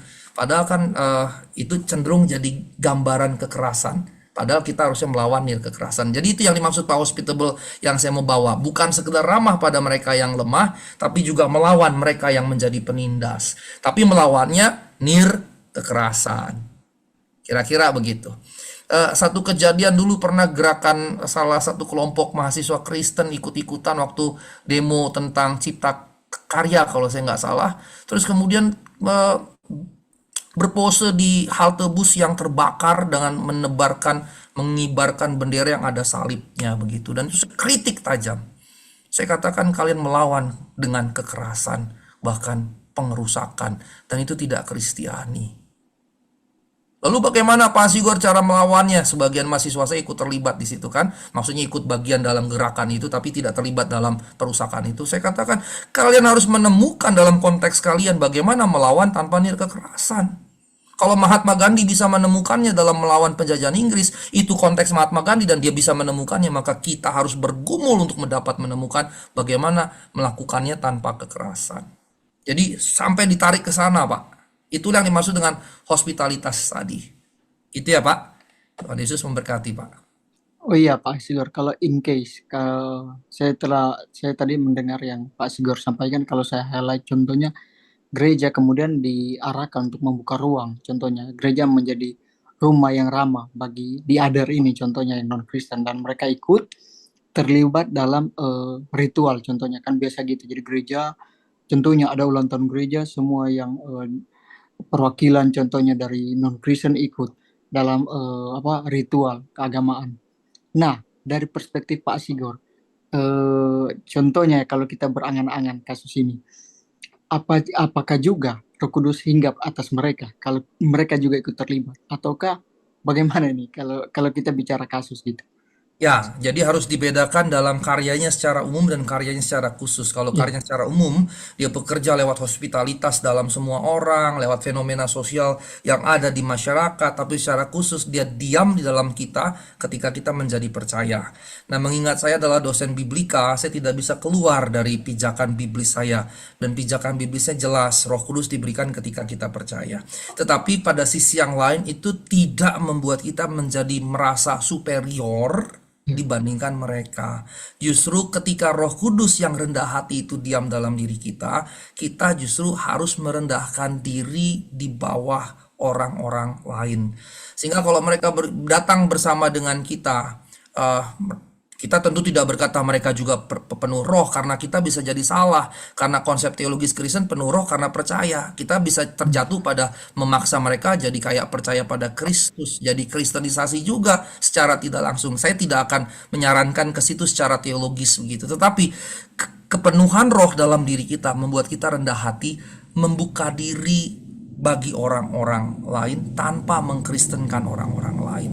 Saya khotbah misalnya beberapa waktu yang lalu di wali kota Jakarta Utara. Wali kotanya tentu bukan Kristen dan dia tidak hadir pada ibadah, tapi perayaan dia hadir. Dan saya justru merasa tidak masalah gitu. Kita tidak perlu maksa orang untuk hadir dalam ibadah kita. Untuk apa mesti kita paksa? Tapi dalam perayaan yang sukacita yang lintas agama, ya kita rengkuh dan kita rangkul. Nah, gereja kita juga jadi harus istilahnya ruang publik, harus terbuka bagi ruang publik. Gereja kita tidak boleh hanya untuk orang Kristen, dalam pengertian orang-orang lain juga boleh welcome. Karenanya bagaimana me-welcome orang lain dan jadikan gereja kita ruang publik, dengan kemudian tembok itu kita bolong-bolongin dan orang bisa masuk gitu. Ruang publik itu jadi orang bisa masuk. Caranya bagaimana? Kalau kita punya konkretnya nih, klinik misalnya, semua boleh masuk ke klinik kita. Kalau kita punya fasilitas yang lain, semua boleh masuk di situ. Kira-kira seperti itu. Jadi tidak sampai sesuatu yang sifatnya doktrinal yang malah bisa mencurigakan bagi orang lain, malah justru bukan jadi point of contact, tapi malah point of conflict gitu. Tetapi justru Roh Kudus yang diam dalam diri kita harusnya membuat kita rendah hati, merendahkan diri di depan orang, merangkul orang lain tanpa menjadikannya sama seperti kita. Nah, di situ justru yang harus kita lakukan, Pak Geri. Tanpa juga mereduksi iman kita. Ketika saya berdialog dengan yang berbeda, justru itu harusnya menguatkan iman mereka dan iman saya. Tapi ketika saya berdialog dengan mereka dan menguatkan iman mereka maupun iman saya, iman yang semakin kuat itu justru iman yang kemudian saling bisa menerima. Gitu. Kalau tidak bisa menerima perbedaan itu bukan iman yang kuat. Nah, dialog yang sejati menguatkan iman kita, bukan mereduksi iman kita. Tapi iman yang kuat yang sejati justru yang menerima perbedaan itu. Kira-kira begitu ya Pak Giri ya. Tuhan Yesus memberkati. Iya. Terima kasih Pak Sigar. Sehingga saya dapat poin kalau ternyata masa kini memang hospitalitas merupakan misi dari Roh Kudus. Sesederhana itu. Terima kasih. Ya, makasih Pak Sigor. Tadi saya sempat mau bertanya dan sebetulnya mirip dengan pertanyaannya Pak Geri. Tadi kan sempat dikatakan dalam salah satu slide, Roh Kudus berkarya bukan hanya di dalam gereja, tetapi juga di luar gereja, dan ada theological value dan juga social value. Pak, mungkin gini, khotbah minggu kami juga beberapa kali bicara tentang ekoteologi mungkin ya, lalu juga kesetaraan gender dan lain sebagainya. Beberapa mengkritisi justru Pak dengan ini kan isu sosial, ini kan bukan alkitabiah gitu. Lalu apa hubungannya khotbah di gereja yang seharusnya berbicara mengenai persekutuan dengan Allah kok diisi dengan hal-hal yang sifatnya isu kontemporer sosial. Ya. Seolah-olah ini jadi kayak pelajaran PMP atau moral biasa gitu kan. Apa landasan biblis mungkin ada Pak mengenai bahwa social value itu juga bisa jadi bekerja Roh Kudus gitu. Ya, baik. Sebetulnya kalau landasan biblis justru sangat kuat ya. Yang paling kuat itu hari penghakiman, Pak. Yang tadi saya sebutkan Matius 25. Yang dipilih menjadi domba itu kan bukan pemilihan random, tapi pemilihan berdasarkan apa yang mereka kerjakan sepanjang kehidupan. Memberi makan yang lapar, minum yang haus, telanjang diberi baju, yang sakit dikunjungi, yang dipenjara dikunjungi. Itu kan semua social actions. Dan ternyata Ibu Bapak perhatikan tidak di Matius 25 tadi ketika hari penghakiman terjadi. Waktu Tuhan memisahkan kambing dan domba. Pak Paul dan kawan-kawan ada nggak memperhatikan? Apakah Tuhan tanya, apakah kamu percaya padaku? Dalam konteks itu Tuhan sama sekali tidak tanya. Konteks yang lain pasti ada gitu ya. Konteks yang lain ada. Tapi di konteks itu tidak loh. Artinya dua-duanya harus diperhatikan. Bukan hanya keselamatan dalam iman dan hal-hal yang sifatnya internal, doktrinal, dan seterusnya. Tapi justru sisi yang lain, eksternal, sosial tetap penting, bahkan sangat decisif, sangat menentukan. Itu kan social action semua gitu. Dan kita dihakimi ternyata bukan hanya berdasarkan iman, tapi perbuatan kita. Nah, kekristenan seringkali miss-nya, apalagi kita yang Protestan kan keselamatan hanya karena anugerah oleh iman, sola gratia, sola fide. Dan kemudian tidak memberi ruang pada perbuatan. Padahal sebetulnya Martin Luther menambahkan sola experientia sebetulnya. Nah, itu yang hilang.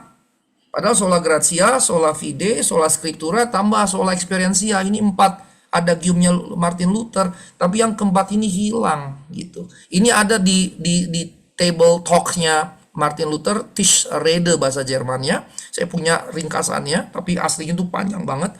Di situ dia sebutkan bahwa keselamatan memang betul karena iman, karena anugerah, sola gratia. Kita terima lewat iman, sola fide. Iman yang mana? Timbul dari Alkitab, pembacaan firman Allah, sola scriptura. Tapi itu harus dialami, sola experientia gitu. Nah, pengalaman yang dimaksudkan di sini bukan pengalaman mistik yang gak jelas, tapi social activities. Dan kita akan dihakimi juga karena itu gitu. Nah, ini yang sebetulnya seringkali miss dalam kekristenan Protestan karena menekankan iman dan anugerah. Jadi seakan-akan yang sosial itu nggak penting. Kita jadi PMP itu salah sekali justru. Karenanya, dua, individual piety, social piety, dua-duanya harus jalan bareng. Nah, mungkin saya masuk pada tanggapan saya yang kedua, Pak. Mungkin kita kurang banyak khotbah pada sisi individual piety akhir-akhir ini, sehingga jemaat melihat oh kok ke situ terus, ke aktivitas sosial terus, jadi kita jadi social activist gitu. Padahal jemaat harus sadarkan dua ini nggak bisa dilepaskan sebagai satu kesatuan. Nah, karenanya memang waktu kita khotbah, kita harus mahir membawa eco-theological concern tadi dalam perspektif teologis Kristen yang berkaitan dengan iman, dengan keselamatan, dan seterusnya. Jadi jangan melulu hanya khotbahnya tentang social activism-nya gitu. Tapi why we are doing it. Nah, kalau why we are doing it itu kan theological perspectives. Nah, theological perspectives-nya harus kuat dulu supaya jemaat terbeli gitu. Jemaat teryakini dengan itu. Gitu. Jadi kalau saya bawa secara konkret nih Pak, misalnya 20-25 menit. Kalau GKI kan khotbahnya nggak lama-lama ya Pak ya, 20-20 menit. Kalau gereja-gereja Batak ya Pak Abraham nih GBKP, 20 menit tuh dianggapnya pendeta kurang bahan Pak.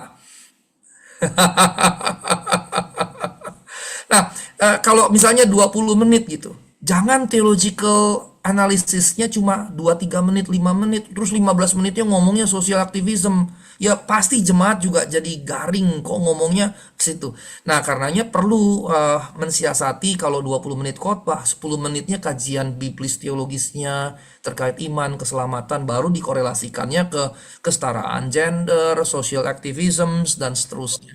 So, ini masalah bagaimana kita mensiasati khotbah sebetulnya, Pak. Begitu, dan karena ada Ibu Ketum di sini mungkin berikan masukan pada pembicara-pembicara yang diundang. Ingat ya, jangan habiskan waktu cuma social activism gitu. Kira-kira begitu. Gitu ya Pak, Tuhan berkati. Ya, terima kasih banyak Pak Sihor. Terakhir ini mungkin ada satu pertanyaan dari Pak Albert. Agak keluar sedikit lagi, tapi satu pertanyaan terakhir ini.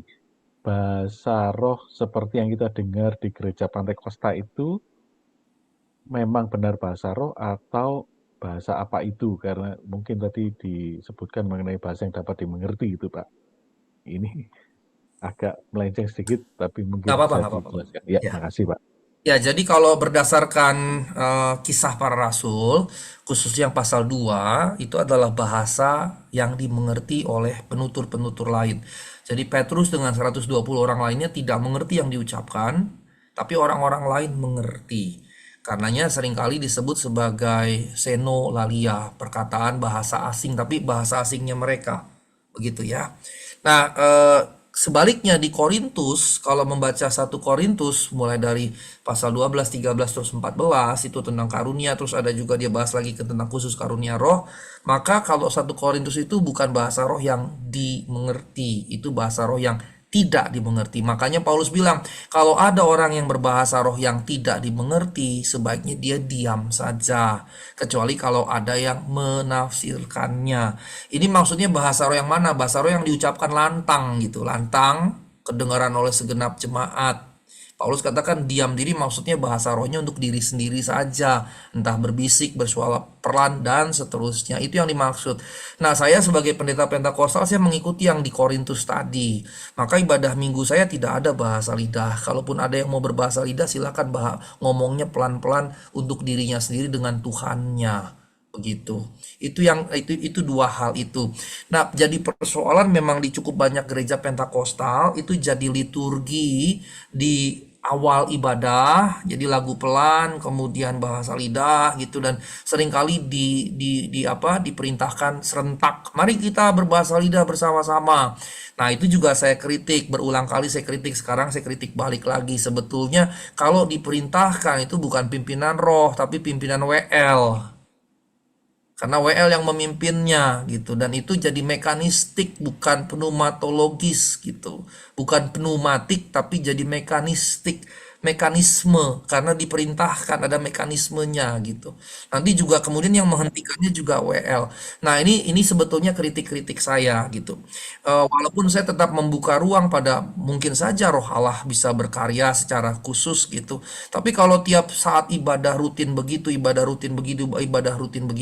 itu sudah mekanisme begitu, dan itu juga liturgis saja sih sebetulnya jadinya begitu. Dan untuk mengatakan itu karya roh jadi agak sulit, kan dibikin rutin gitu. Nah, kalau karya roh kan harusnya tergantung pada kehendak roh. Nah, itu jadi lebih sulit lagi. Bagaimana kita mengenali kehendak roh gitu. Nah, karenanya kalau misalnya zaman sekarang saya tetap percaya bahwa Allah tetap bisa mengerjakan itu. Tapi kita harus hati-hati dan karenanya mesti cermat. Kalau kita ada di gereja Pentakosta kita mesti cermat. Saya selalu mengkritik itu harus cermat gitu. Karena Paulus bilang gini, aku lebih baik ngomong 5 kata yang dimengerti daripada 5.000 kata yang tidak dimengerti. Itu yang saya pegang gitu. Makanya di gereja saya lebih menginginkan kalaupun bernyanyi secara bebas bahasa Indonesia saja atau bahasa yang lain yang bisa dimengerti. Itu jangan bahasa yang tidak dimengerti. Kurabaraba, kurabaraba, kurabaraba, kurabaraba, saku kurata karena tanggal tua misalnya begitu ya. Misalnya begitu. Ya, buat apa begitu? Nggak ada penting-pentingnya. Nah, kira-kira begitu. Tapi saya tetap percaya bahwa Roh Allah masih memampukan, masih bisa mengerjakan itu. Tapi tidak boleh dirutinisasi, dimekanisasi, kemudian dipimpin oleh WL, sehingga itu bukan pimpinan roh, pimpinan WL, bukan pneumatik, tapi mekanistik, dan seterusnya. Begitu ya, Ibu Bapak ya. Tuhan Yesus memberkati. Ya, terima kasih Pak Sigor atas pemaparan dan juga sesi tanya jawab yang sangat mencerahkan. Ada beberapa pertanyaan lain, tapi mohon maaf kita sudah sampai pada penghujung acara kita. Nah, ada beberapa highlight yang mungkin akan saya bacakan gitu ya. Ada beberapa highlight. Yang pertama mengenai kelahiran, kematian, kebangkitan, naik ke surga dan turunnya Roh Kudus, itu adalah satu kesatuan peristiwa yang tidak dapat dipisah-pisahkan. Lalu tadi Pak Sigor juga menyebutkan tidak ada satu gereja pun punya misi dari dirinya sendiri. Semua adalah misi Allah. Ada 3 peran Roh Kudus dalam gereja, membangun, mengajar, dan memerintah. Dan otoritas untuk semuanya itu ada pada Roh Kudus. Dan kalau ada pada kita, itu adalah extended authority dari Allah Roh Kudus. Dan gereja harus selalu tunduk pada Roh Allah. Kemudian roh bukan hanya dikaitkan dengan tujuan penebusan Allah dalam Yesus Kristus, tetapi juga pada keadilan sosial sebagai bentuk penebusan atas kemanusiaan dari dosa dan kematian. Tugas kita adalah merefleksi secara teologis bagaimana bentuk perlawanan terhadap kekerasan dengan cara kekerasan. Kita juga akan menemukan Kristus di tengah orang-orang yang paling hina. Kalau kita merasa superior terhadap mereka, maka kita sedang playing God. Tadi satu yang menarik ya. Dan terakhir, gereja bukan melulu ke dalam, misi gereja bukan melulu ke dalam, tetapi juga keluar. Gereja perlu melakukan upaya reformatif dan juga sekaligus transformatif. Ya, demikian beberapa highlight kita pada malam ini. Terima kasih Pak Sigor untuk waktunya. Dan saya mempersilakan juga Bu Yuliani untuk mewakili Majelis Jemaat GKI Manyar menyampaikan pada Pak Sigor juga menutup dalam doa. Iya, terima kasih banyak Pak Sigor untuk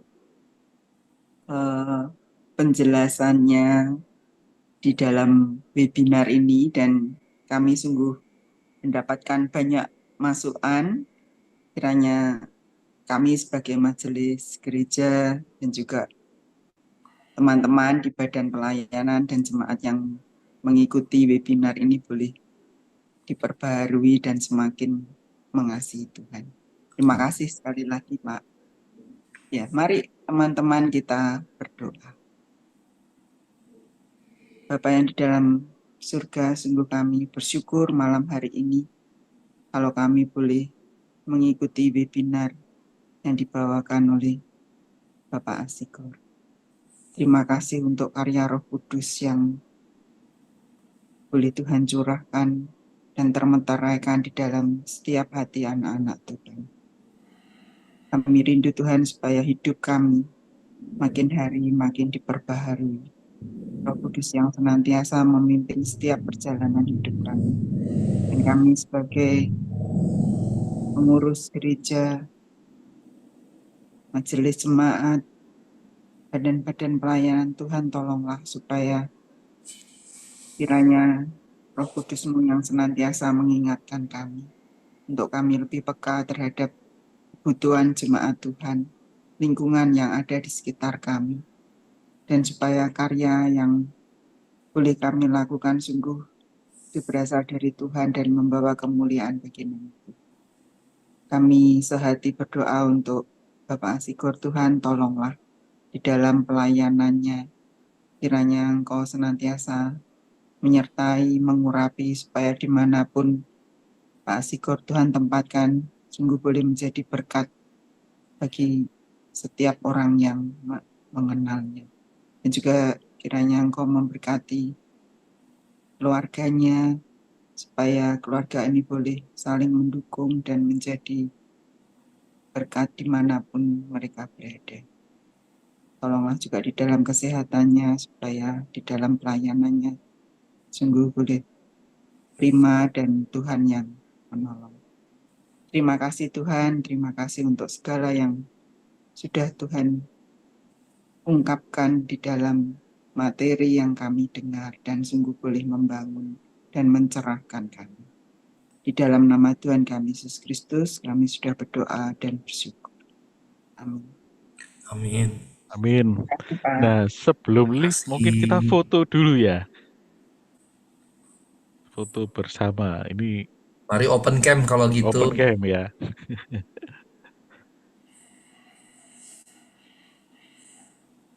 Pak Yosua bisa bantu ya? Bisa, Pak. Oke, Oke. hitungan ketiga ya. 1, 2, 3. Oke. Ya. Oh, ini baru Nah, Pak Frando nyusul ini. Oke. Ya, sudah tercapture semua. Terima kasih Bapak Ibu. Sampai makasih berjumpa di semuanya. webinar Terima selanjutnya. kasih Terima Pak. kasih. Berkati. Makasih banyak Pak Berkati. Sigor. Sama-sama Terima kasih Ibu, banyak, Pak. Pak semua pamit ya. Terima Mari. kasih Pak Sampai Sigor. ketemu di lain kesempatan Pak. See Baik, you. mari Bu Riani. Tuhan berkati. Terima kasih. Terima kasih semuanya. Tuhan berkati. Selamat malam.